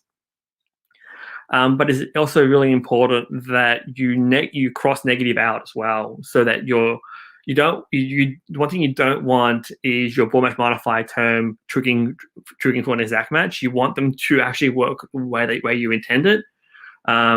but that being said, if you have a larger account, you're going to have to cross negative across different types of accounts. So if you were a massive e-commerce store and you had let's say you had your brand term campaign, which had your brand term and say 40-inch TV, and then you had generic term, which is 40-inch TV, you're going to have to negative at your brand term from those campaigns. So you need to be really careful with negatives when you're setting up a campaign as well, and make sure you negative not only things you don't want to serve for, free, cheap, that kind of thing, about us, FAQs. You don't want your ad triggering for those. You also want to look at cross-negative out throughout campaigns. And finally, audiences. Now, audiences are a crucial part of Google Ads. Now, there are different types of audiences that can be used for different reasons. You might have an audience that you don't want to serve for. That can be added as an exclusion. But likewise, you can also add audiences for things like marketing and that kind of thing as well. So audiences can actually funnel your audience in a way where it allows you to get better results. All right, so common problems.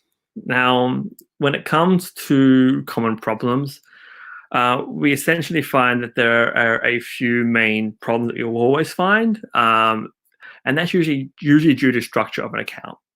Where we're finding a lot of wasted ad spend, where terms are left in the border match, so you're triggering for terms you shouldn't be triggering for, or the campaign is just set up in a really, really messy manner, and there's a lot of cannibalization within the account. Other common problems is best practice for ads is to have the first letter of every word capitalized. We find that's not done all the time, or you're not using your suffixes, or you're not utilizing it in the correct manner. But we're not going to go too far into the basics common problems. We're going to be looking more at what we call ad fatigue and diminishing return. Now, these are a very common problem within ads, but then they look very, very similar. So ad fatigue happens when an audience, essentially, they get bored with your ad. They stop paying attention to it. They don't click on it. It gets you nowhere, and it starts giving you a negative ROI. Diminishing return is different. Diminishing return isn't someone getting bored with your ad. It's that you've got to a point in spend where no matter how much more you spend, you're going to get less results. You eventually get to a point of what we call maximum yield. Maximum yield means if you go past this point, you will start getting a negative return on your investment. Now, it's really important to know how to differentiate between these two things, because usually it's going to be ad fatigue. Most people don't hit diminishing return. They're not big enough to hit diminishing return. But how to recognize ad fatigue? The very, very easy way to look at this is keep an eye on your return on ad spend. Your return on ad spend is essentially the most important part here, to keep an eye on that. So if you look at return on ad spend and at one point you're getting a 4, maybe $5 return, and all of a sudden you're getting a 3, then 2, then you're breaking even. That there's a very clear sign that something's wrong. So when we're looking at things like we diminishing return and ad fatigue, they're very, very different. Now, ad fatigue will be a much steeper drop because people stop clicking on your ad, essentially, and you'll notice it not only in your CTRs, but also in your cost per conversion, in your impression. Your impression will be the same, but your clicks will be lower. So you can actually very easily see that. Whereas diminishing return will be you have a really steep point to get into diminishing returns, when you get past the point of diminishing return to point of maximum yield, then you'll start getting a negative return. So the easiest way for you to see whether it's ad fatigue or diminishing returns is change your ad copy. Change it if it's display ads and you're using it. You should be changing ad copy pretty frequently for display ads. Likewise for search ads. So we would generally write a new ad copy every 4 weeks and refresh it, and if you go back through it and talk with our copywriters and say, okay, where are we going? What are we trying to get? What kind of response are we trying to get? And then rewrite new copy. When it comes to things like display ads, it's very different. You should be using different types of display ads. You can use lightbox ads. You can use native ads so just basic image ads. But I would also always recommend using things like HTML5. Now, you don't have to be a coder to use HTML5. You can very easily just basically set up HTML5 in a way where you go onto online services, which are basically look like an editing builder. So if anyone who's ever used things like Photoshop, Final Cut or Premiere Pro. It looks very similar to that. It's basically an editing suite, but it's online. There's a lot of different suppliers of this sort of software, and allows you to enter in your basic image, enter in your animation, and just layer it. So you don't have to know how to code anymore. There are online tools to do HTML5 ads, which can help you rotate that through. But this is essentially something that you need to be aware of, and it will, if apart from just poor setup of an account, this is where you'll start losing a lot more money for your clients and a lot more revenue when this sort of stuff has to happen, when you get ad fatigue and diminishing return. So when you're looking at diminishing return and you hit point of maximum yield, you're then forced to look outside of what you're doing and look at other means to actually continue advertising with that client. So how to interpret results within Google and analytics. Now, I want to touch base on regular expression. Now, regular expression is something which is really good to use for a variety of different purposes. Now, the more common one that people use it for things like IP address ranges. So if you've got a massive different range, instead of entering, if you've got 25, but even more 25, 30, 100 different IP addresses, it's going to take you a very long time to go through and manually exclude each IP address for each of your employees or vendors or what have you who shouldn't be included in your data. The easiest way to do this is with this string here. This string that I've got on the bottom there, 198/51, so on, is how you would do regular expression for an IP address range. But this is not the only thing you can do. So there are a lot of softwares out there that don't have landing pages, or that will, once someone's actually done the conversion, instead of going to a thank you page, it will generate basically back to the actual user's actual profile page. So things like Fundraising, which is a fundraising platform, is what this does. So someone comes on that platform, they donate to a charity, and then they basically, or they set up an account, and it automatically just goes back to that person's profile page once they've signed up. So it's very difficult to track someone signing up without going in using things like Tag Manager and going to data layer and using things like this. What you can actually do is use regular expression for this very purpose. So what analytics allows you to do in this instance is basically set up if the string up to a point is standard. So you've got www.lifeline.com/fundraising, and then after that fundraising part, it's dynamic. You can actually put a question mark after fundraising and have regular expression, tell the regular expression saying that include anything after this point. Once you've done that and you go into analytics, you can basically go into analytics, go to admin, go to conversions, you set up a destination goal, and this destination goal would also have you would also have an actual filter within it. So you actually set a funnel, which is required, because that actual string is a profile within this platform. Setting it up this way, it allows you to track those conversions in a very, very easy way, where otherwise it'd be very difficult, and you would have to get someone in who knows how to code in order to do this. Now, Google does have reference guides for regular expression and tells you basically what different types of you can use and what they can be used for. So I will be sharing that later on in the comments section, so you can all have a look at that if you're interested more in regular expression. That is where you would actually look. Okay, audiences. Now, remarketing audiences themselves are probably the most powerful part of analytics. And so there were two ways to set up our audience. One, setting up to Google Ads, which I do not recommend. The other way to do it is through analytics. Now, when you go into an audience and you click on new audience, they've got some pre-built up templates of what you can do. To build an audience, say for a non-converter, for instance, you will have to go in and actually use a custom audience within analytics. You're then going to have to look on the logic. So if you're trying to do a non-converter list, you're going to have to exclude anyone who has converted, who has done some sort of conversion action. So it'll be some sort of thank you page. So that logic would then be equal to or greater than 0. So each could be greater than 1. So you don't want someone who has converted. Whereas if you're an e-commerce store and you're trying to do an inbound cart audience, that changes. So you want someone who has added the cart, and you want to exclude someone who has converted again.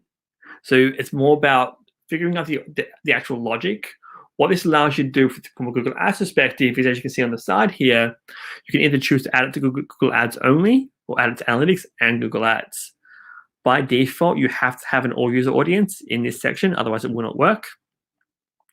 But it also then allows you to set up your marketing audiences, set up other audiences. You might be in amount of cart, and might be, and set up different types of journeys. So you might have one that is for a non-converter, and then it's for someone who's come back a third time. So then that logic then would have to change to exclude anyone who's come to the site either 2 or less times, and then only include someone who's gone there 3 times. And then you can set up a remarketing campaign in that sense, which each ad group in that campaign is for a different length of someone coming back to your site. So this then allows you to become more specific with your deals, with your offers. You might be giving someone back a 10% off discount code or what have you. So depending on what you're trying to do there, but remarketing audiences from analytics perspective are really, really powerful, and they should be used in the correct way. All right, so I want to spend a little bit of time here on data segmentation. Now, within analytics itself, it has predefined data segments. Now, there's no problem with where their segments work, but there are some logic flaws within analytics that make it very hard to report from a paid perspective. So things like social media traffic will always come through as a referral. Display traffic always comes through as a referral as well. So you need to, you're not really able to track all the time. You need to really set things up in a way where you can actually fix this. Now, the way that you would actually do this for a client, if they had a very old account, is you would go into the source of medium, and then you would actually take a download of every single source of medium. Depending on how long the account's been open for, you might do it over the course of a year, you might do it for its lifetime, and then you start to remap each source of medium to make sure that you're finding out, okay, everywhere that things are coming from. That you're then going to your channel groupings and you're remapping them there, and you're setting up. You can actually set up custom segmentation as well. So at the very top of you can set up a new segmentation, link that back through, and that helps clean up your data within analytics. Now, I've chosen only 3 parts of analytics today. If you want to know anything more about analytics, please let me know with the question, and I'll answer it for you. Basically, the rule with analytics essentially here is if you don't know what you're looking for, you will not find it. So if you're going to analytics, have an idea of what you're looking for. Once you get really, really familiar with it, you'll better find it really easy. One thing I do like to do, which can be really risky in meetings, is show someone the real-time data. And it's just a little bit of a cool feature in analytics is real time. It allows you to see exactly what's happening on your site in that in real time. All right, so this is the last section of this. So using automated rules and bidding within Google Ads.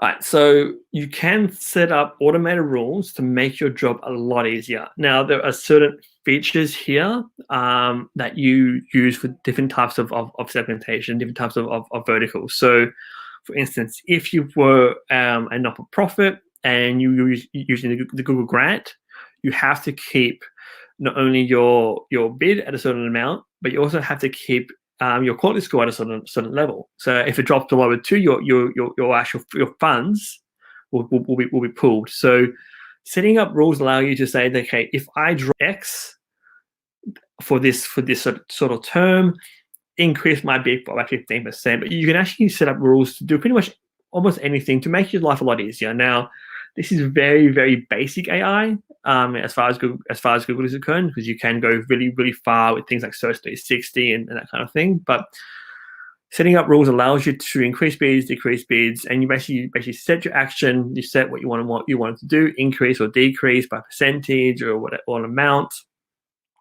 and what the conditions are for that set. And then you can do it on a frequency. So, okay, I want you to look through this every day, every 2 days, 3 days a week, whatever, previous 7 days, what have you. Now, what Google will do, if you've got a rule that is going to expire or that is now invalid because they've changed it, so for instance, Google got rid of average position, for instance, you will get a notification within the Google Ads interface itself saying that there's a problem with one of your rules and to have a look at it. So you can set them up and leave them and not really touch them, and only when you find they're not really working, just tweak them. Or you can just do it manually. So it's really up to how you want to run that. I would always refer to, unless it's really necessary, not set up rules. I'd rather have more control over the account than setting up a rule. I would only set up a rule for things where I know I'm going to have to do a manual action anyway. So if I will always pause and remove a low search volume term, so that would be a rule that I would set in almost every account. All right. If statements within ads. This is a little bit more of an advanced feature within Google Ads. It's not used by a lot of people. It's used by larger clients. So what you're essentially looking at doing here is writing up an if statement within the ad itself. So you can actually have it so that if it's a new user who's just come to the site, you show them one set of copy, and if they've come back again a second time, show them another set. This allows you to both cut down the amount of work and ads you have to set up, but it also allows you to test.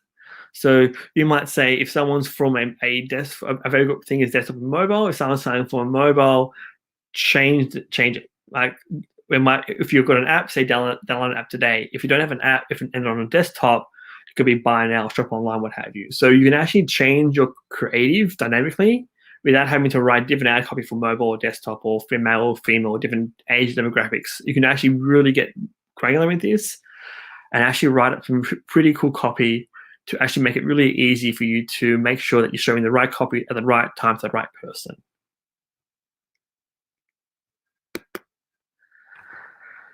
Okay, final thing I wanted to share with you today is ad customizers. Now, I purposely kept this a lot of short because I would rather have question time and have as much question time as we can possibly have.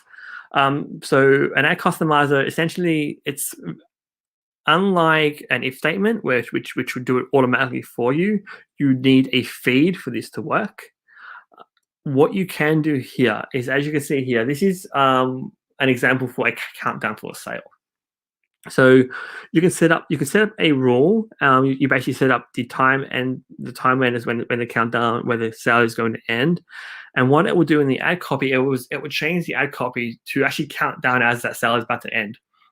In this example, so there are a lot of different ad customizers that you can do. You can do things for entering product name and entering product amount. So if you only have a very few amount of these products, you might only have 50.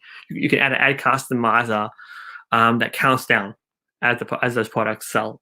So you can actually change your ad copy by using this with an if statement as well. You can actually get really creative with your ad copy to allow it to not only count down, because you can actually have if statements in the headlines as well as the descriptions, to actually make it really simple. Now, short disclaimer here, this interface here, this is an old interface. This is for the older text ads. The actual new ETH would have 3 headlines and 2 description lines, so you have much more to play with. Each headline would have 15 character limit, and descriptions have 90, and your paths have 15 characters each. But essentially, this is a really good way to create ad copy that is dynamic, that is going to engage, especially for e-commerce brands and when you're trying to advertise on scarcity. So this is a really great format as well. Okay, so to wrap up. Okay, when it comes to setup, it's key. Incorrect setup is going to waste a lot of spend using terms that are in broad match modified, that use words like organic cotton or red shoes. It's going to cause a lot of different terms that you shouldn't be serving for, and you don't want to serve for. It's going to make your life a lot difficult. So setup is key. The way that we would essentially do this is we will map out an entire campaign in Google Sheets before we even build it. And then that gets presented to the client to get sign off. Number 2 is to learn the difference between ad fatigue and diminishing return. So the easiest way there is to make sure you're constantly refreshing your ad copy, doing it at least once every 4 to 6 weeks. Display ads, you would have to refresh a lot sooner. Video ads, again, you have to refresh a lot sooner, depending on what you're doing. Search ads, you can leave them going a bit longer. But make sure you're refreshing your ad copy, you're trying different things, and you're utilizing more than just the one format of ads, and that's going to help you a lot.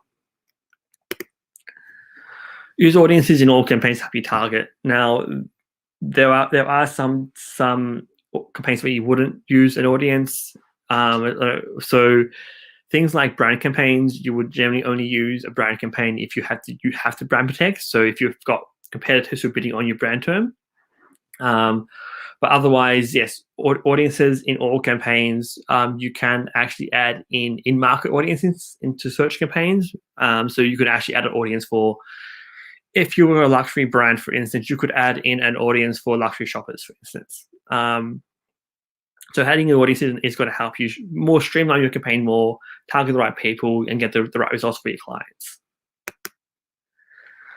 Okay, making sure your data is accurate.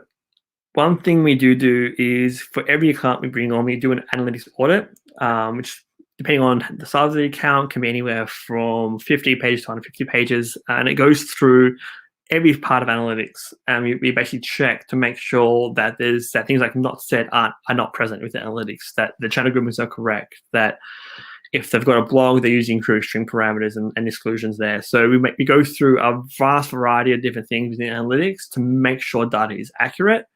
If data's not accurate, if you've got code that's placed incorrectly, or you're using a G-tag.js code twice, or tag manager incorrectly, then you can't really report accurately or optimize correctly any account.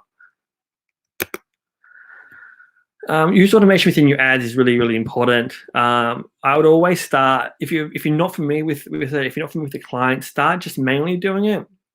Right, always get someone who is really good with copy. So we would generally write up ad copy and then get a copywriter to go over that and actually finesse it, to make sure that the grammatically is all correct. That's no spelling mistakes, and making sure the ad copy is as good as it can be. So make sure when you first start, get someone to help you with there's a very particular way to write an ad for Google. You need callouts. You need to make sure you structure it correctly. So if you do need help with that, make sure you get someone to help you.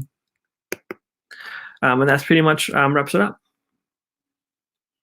That was absolutely awesome. So much information in such a short amount of time. Wow! Like the questions, they're still flooding in, and we're just we've got quite a few of them. Sure. That we've captured here. Yeah, wow. I totally agree, Chris. That was just well done. Really, really awesome. Yeah. Nice work, James. It was like a fire hose of AdWords info right there.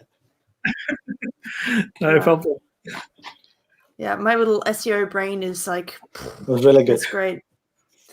One of the things that I just on a personal level really appreciate is that you do Google Analytics audits, like with every client that you bring on, because you want to make sure that the data is clean, that you've got something meaningful to work from. So that's a really, really good to keep in mind.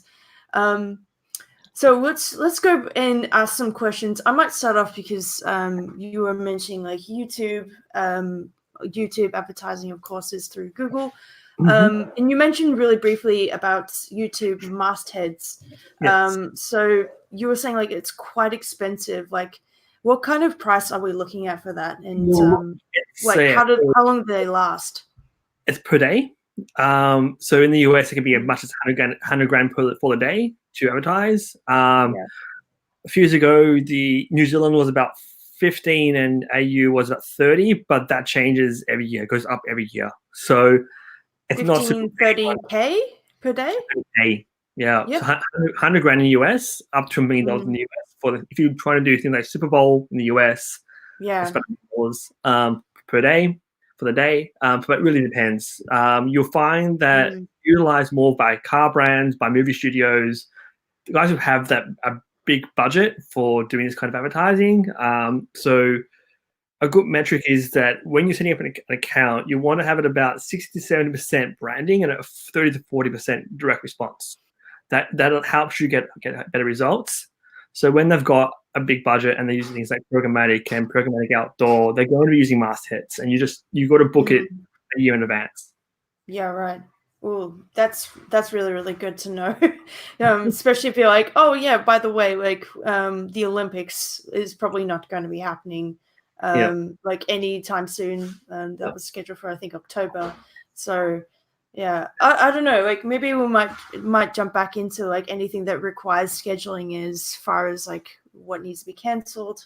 Maybe that's a question for later. But let's go to the next question. Saijo, you've got an awesome question. So like, in the US and maybe in the UK, Canada right now, they've got something called local service ads. So where like, you get your plumbers and stuff like that, where they will come up with a Google guaranteed badge and all those things. I think that's going to come out in Australia really soon, or we still have time for that? It's been in the US. Usually it does come pretty quickly once it gets to you, basically gets through to the US and comes to here.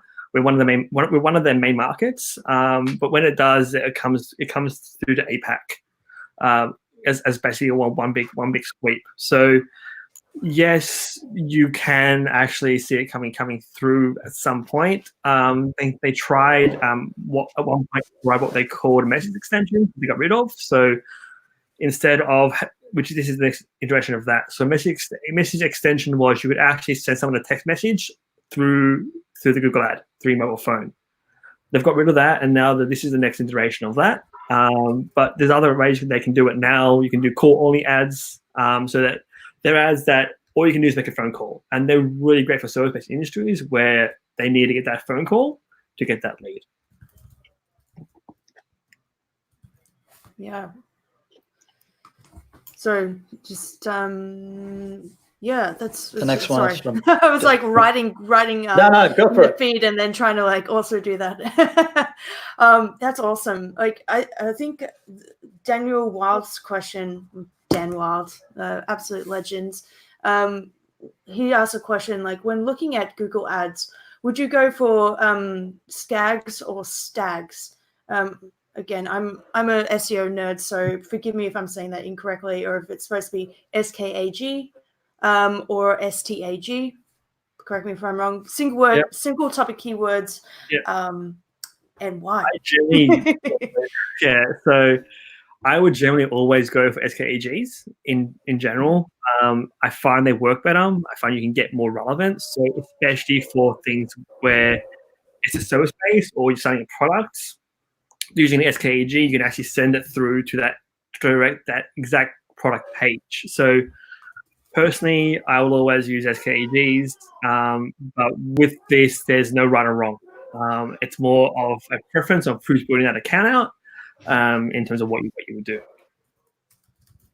Yeah, awesome. Well, that's good to know. Just for my own edification, like what does that actually? What is SKAG? So SKAG is called a single keyword ad group. So you would have your campaign, you would have your ad group. Within that ad group, there's only one keyword. That's it. And then that keyword has 3 ads that serve for it at a better minimum. So what that allows you to do is it allows you to keep ad rank, which is a quality score component, high. So the way that quality score essentially works is based upon relevance. So how relevant is the keyword to the ad to the landing page? By using an SKAG, you have one keyword and that keyword is within your ad, so it's hyper relevant, and then you're landing that onto either a landing page, which is relevant, or to that direct page. You keep relevance high. If you have a high quality score, then you pay less. Essentially, Google likes having high quality scores. If you have a low quality score and it gets too low, you'll get an error message saying really showed due to low quality score. For this, SKAGs just allow you to be more relevant across the board. That's such a thank you so much. I really appreciate that. I'm also learning too, guys. So like you keep your questions coming. Next onto another absolute legend, Peter asks, how do you keep a high quality score if the website lacks appropriate landing pages to match the keyword? Which is a wonderful segue from SKAGs. Sure.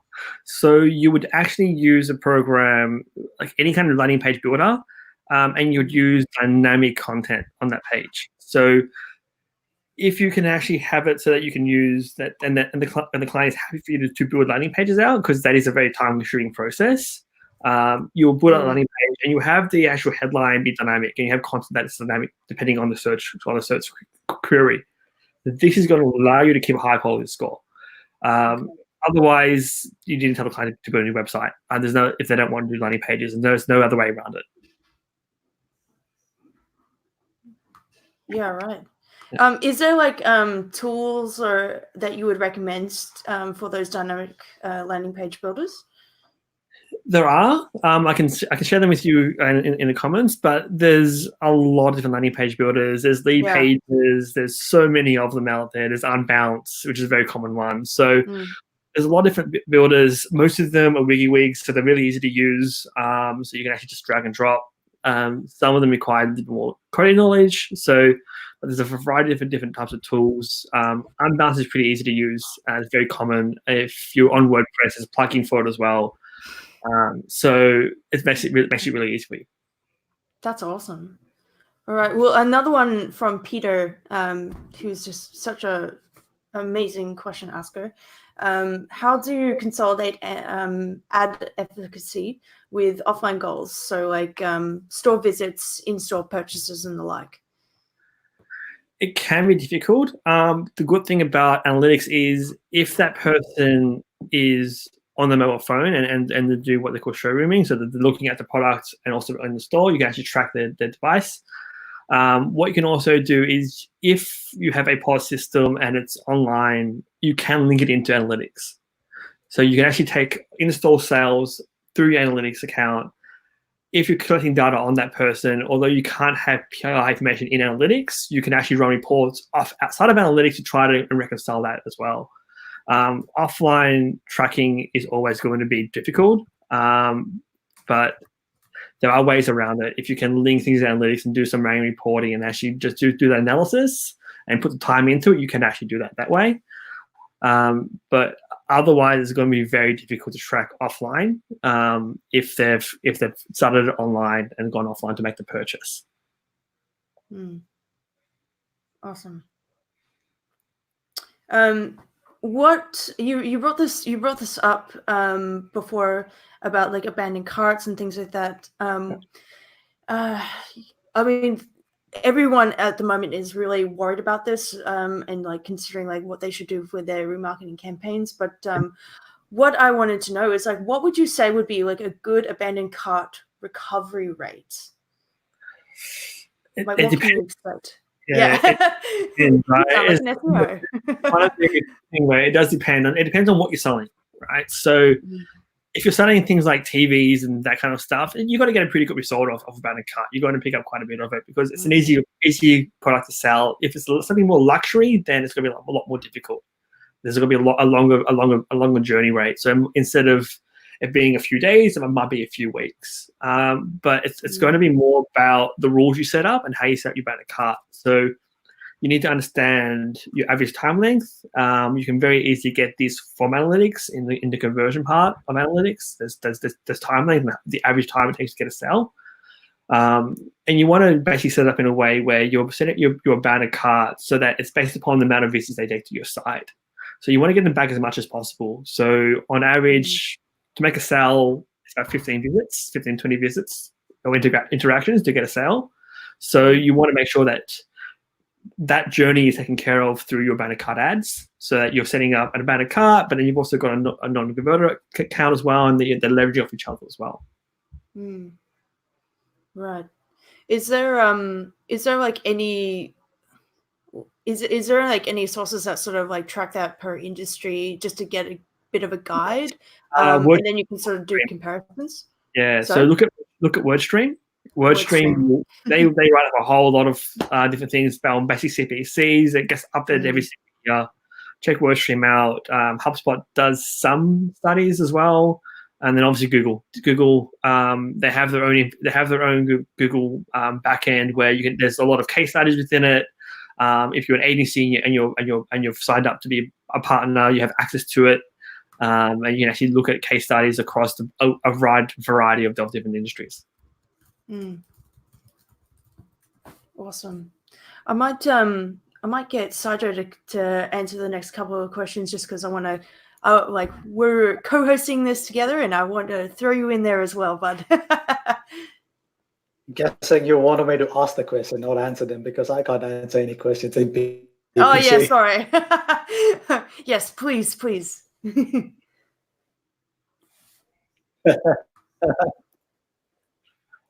I think this one is from Peter again.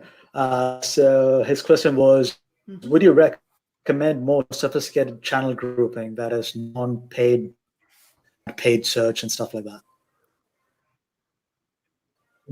Definitely.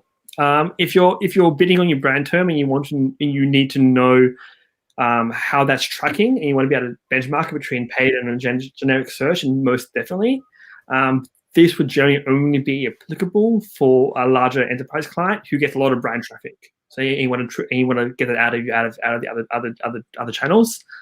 So yes, you would do that. But if you're dealing with an SME, I wouldn't bother. Just do it for anything more or anything larger than that.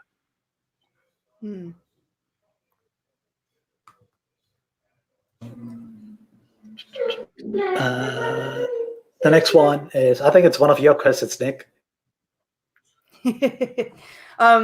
Yeah, again, going back to the analytics audit. Sorry, I will ask it just because I did write it in there. I'm a big fan of going through and consolidating Google Analytics.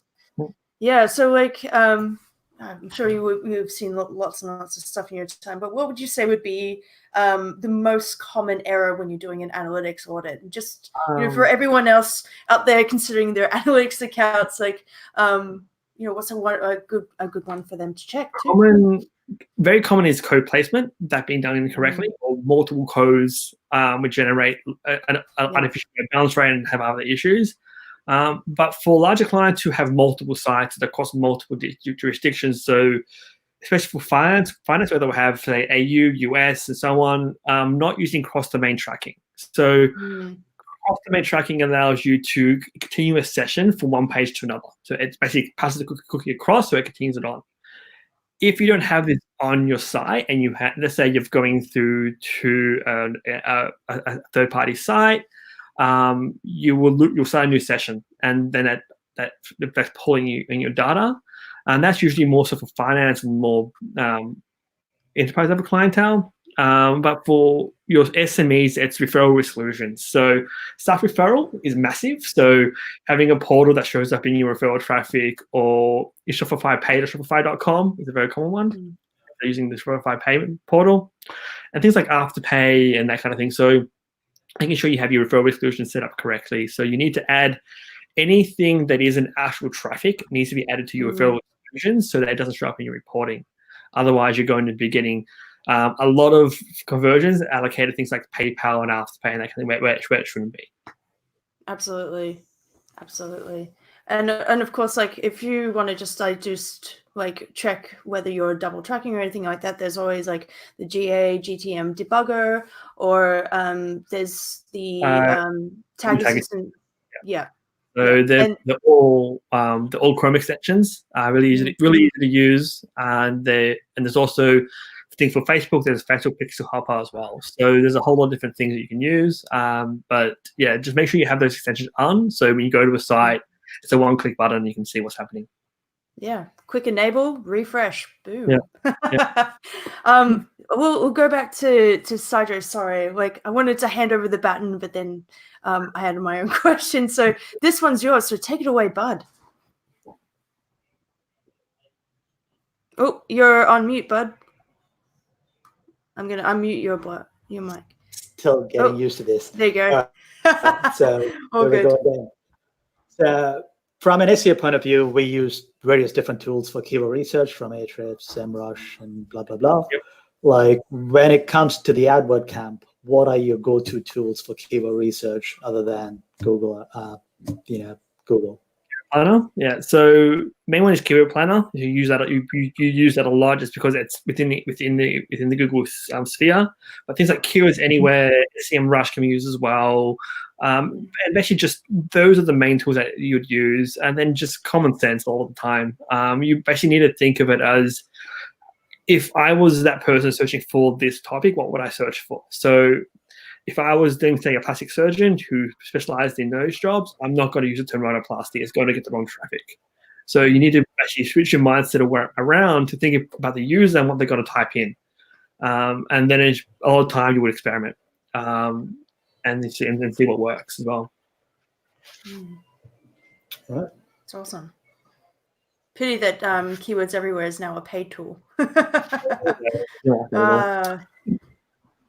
There are some alternatives like Keyword Surfer, and Yeah. there was one that was recently announced as well. I don't remember the name of it at the top of my head, but Yeah, I've tried Keyword Surfer. I just I think it doesn't have the kind of quality that Keywords Everywhere had, and I think that was really attributed to its popularity, and where I think they were like, oh my gosh, we've got a massive user base, but we're offering this service for free, and we can't actually like leverage this and monetize this properly. So sorry guys, like, we're going to now roll out credits.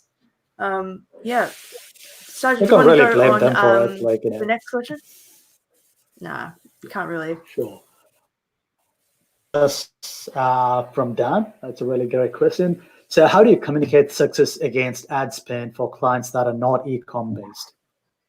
Great So question. there's a few different ways. One, we look at what the cost per conversion is. So what is the average deal size for this client? And we basically measure that across. So if you're a lawyer and your average conversion price, because you're putting someone on to retainer, is 5 or 10 grand, then spending $100 for a click is okay, as long as you're getting those conversions, right? So it depends on what industry they're in. Now, if they know the cost price of their service and they know the average profit, you can actually add a conversion goal within it, where you add an actual value to it. And that's a very easy way of doing that. So you're basically saying we're going by an estimate here that each client that we bring you on is worth $5,000 to $3,000, and then you're measuring back, and then you can look at RAS as well. But it depends on the client. They know the information, most don't. So you basically have to say what is an average sale for you, and work backwards from there. That's a really, really good one for them to know. Yeah, I think we've got one last question. So we're by Nick Pasick. And I might actually just make this one live just because it's the last one. And I've been trying to like bring comments over live, so sorry if they're a little bit late sometimes. But Nick Pasick asks, is there any strategies for local SMEs that you can offer?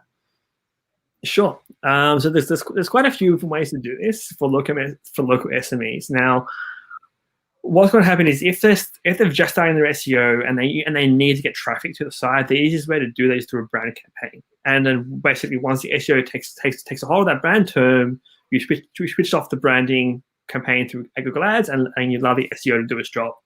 So that you need to work, if you're doing SEO as well, or you've got a partner who does SEO, you need to work very closely with them in this. So, but when it comes time to look at how you got to generate traffic for them, you can't go really, really broad with it. You have to become very, very, very, very specific in terms of what is the main service they want to advertise for. So if they've only got $1,000 to advertise with, you're not going to be able to advertise everything they do. So pick one service, advertise that, get a good return on your investment, and then you can actually add up your spend and add more campaigns as you go, and making sure that you're splitting that budget correctly. So that's what I would do, and just making sure that once you actually know how it's all working, then you can actually add other campaigns to it. That's really great. Dan Asu also ask like another question that maybe we can just touch on as well. I was going to have like that one to be the last one, but there's still like some questions that are coming through, and like I don't know, in the spirit of like engagement and like being like, yeah, we want to like be very interactive with our audience. Is it okay to keep going? Yeah, it's fine. Awesome. Thank you so much. Well, Dan Wild asked a good question. Like, should you set up conversions through Google Analytics or ad tags? Okay, so I don't use. So there's two ways to set up that I use to set up tracking. I don't use ad tags at all. I basically either use Google Analytics or Google Tag Manager. Now, Analytics is only used for your destination goals. So where a thank you page, where they basically a conversion that has a value. Anything else, downloads, events, that should all be put through to Tag Manager. There's two reasons for this. If you're actually going to be adding everything into Analytics, you only have 20 goals in the free version, I believe, or 20. I think it's 20 goals. Once you hit that, you can't add any more, but you also can't delete them. Once they're there forever. They can be turned on and off, and that's basically it. So things like scroll depth, page views, anything where it's not a destination goal should go into Tag Manager. That's the best way to do it, and it's also the cleanest way to do it. So you might only have one conversion going in Analytics, and the rest of them in Tag Manager.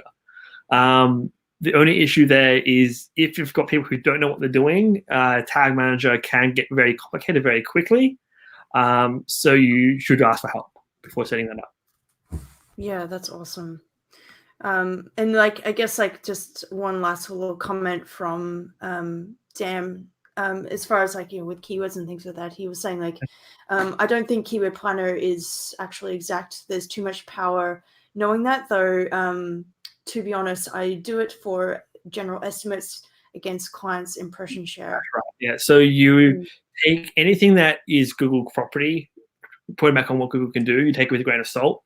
But you just, as you do, you're using it as an assessment, and then you're basically trying to use other tools like SEMrush to get better data about what these terms can do.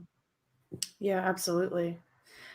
All right. Well, I think that's a really great place to end it. Thank you so much, Dan. Thank you so much, James. Saijo, like, I've had the best time, haven't you, bud?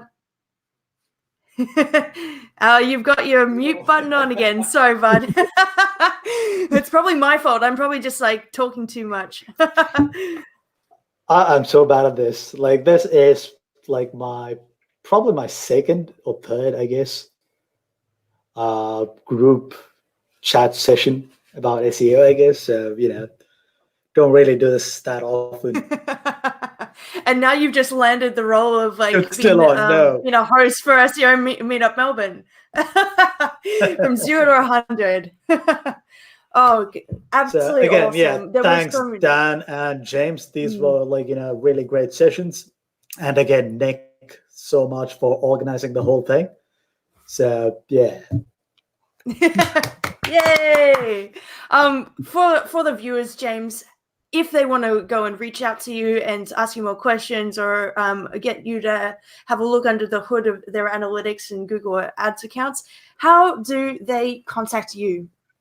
So through LinkedIn, you can contact me through my full name, James Polidoras. Otherwise, go onto our website, thecompilator.com, and you can basically contact us straight through there as well. Yeah, absolutely. Like, go and chat to James if you're having any issues. If you're wanting to really scale up your backlink acquisition, go chat to Dan. I think that's a really, really great place to end it. So this has been the very, very first SEO meetup ever that we've gone digitally, like completely digitally. And I think this is just such a, like, even though this is a really difficult time, it kind of like forces us to evaluate the way in which we communicate to our audiences, whether it be a business, whether it be like a volunteer-based I don't know, nerd group, if that's all right to say about us as a collective. But it's just absolutely awesome. So I will be putting all the links that we add in the description below. James, you've got some really great links to add. Maybe like just email them so I can like make sure that that gets added to the description below. Daniel, the same. Is it okay to make your presentation live to our audience as well, James, just to check in? Yeah, it's fine. Brilliant. Well, I'll also add that to the links below. I guess this is the end of the road. My name is Nick Ranger. This is Saijo George. Saijo George. Don't forget to subscribe and bell. You don't want to miss that. Yes. Like, subscribe, and hit that notification bell. And comment. Add your comments. Absolutely. Yes, we will go through and like answer any of those and like post some stuff to like keep the conversation going. And of course on Twitter, that hashtag SEO Meetup Melbs or SEO Meetup Melbourne, whatever those are, I will be checking both of those. For the very next SEO Meetup, this is why we're encouraging you to subscribe. This is going to go live, same time, same place, YouTube, on the 5th of May 2020 with Garish Salwani and Corey Wolf. That's going to be about creative content ideas and how to leverage them to maximize your SEO efforts. And of course, Corey Wolf is going to be walking us speeding up WordPress. So that's really, really awesome. There are so many people that I know that's 100% applicable to. So share this, talk about it amongst your friends, and we'll see you on the next one. Awesome. Great. Thanks, everyone. Bye, guys. See ya. Safe. Wash your hands. Bye. I keep touching my face.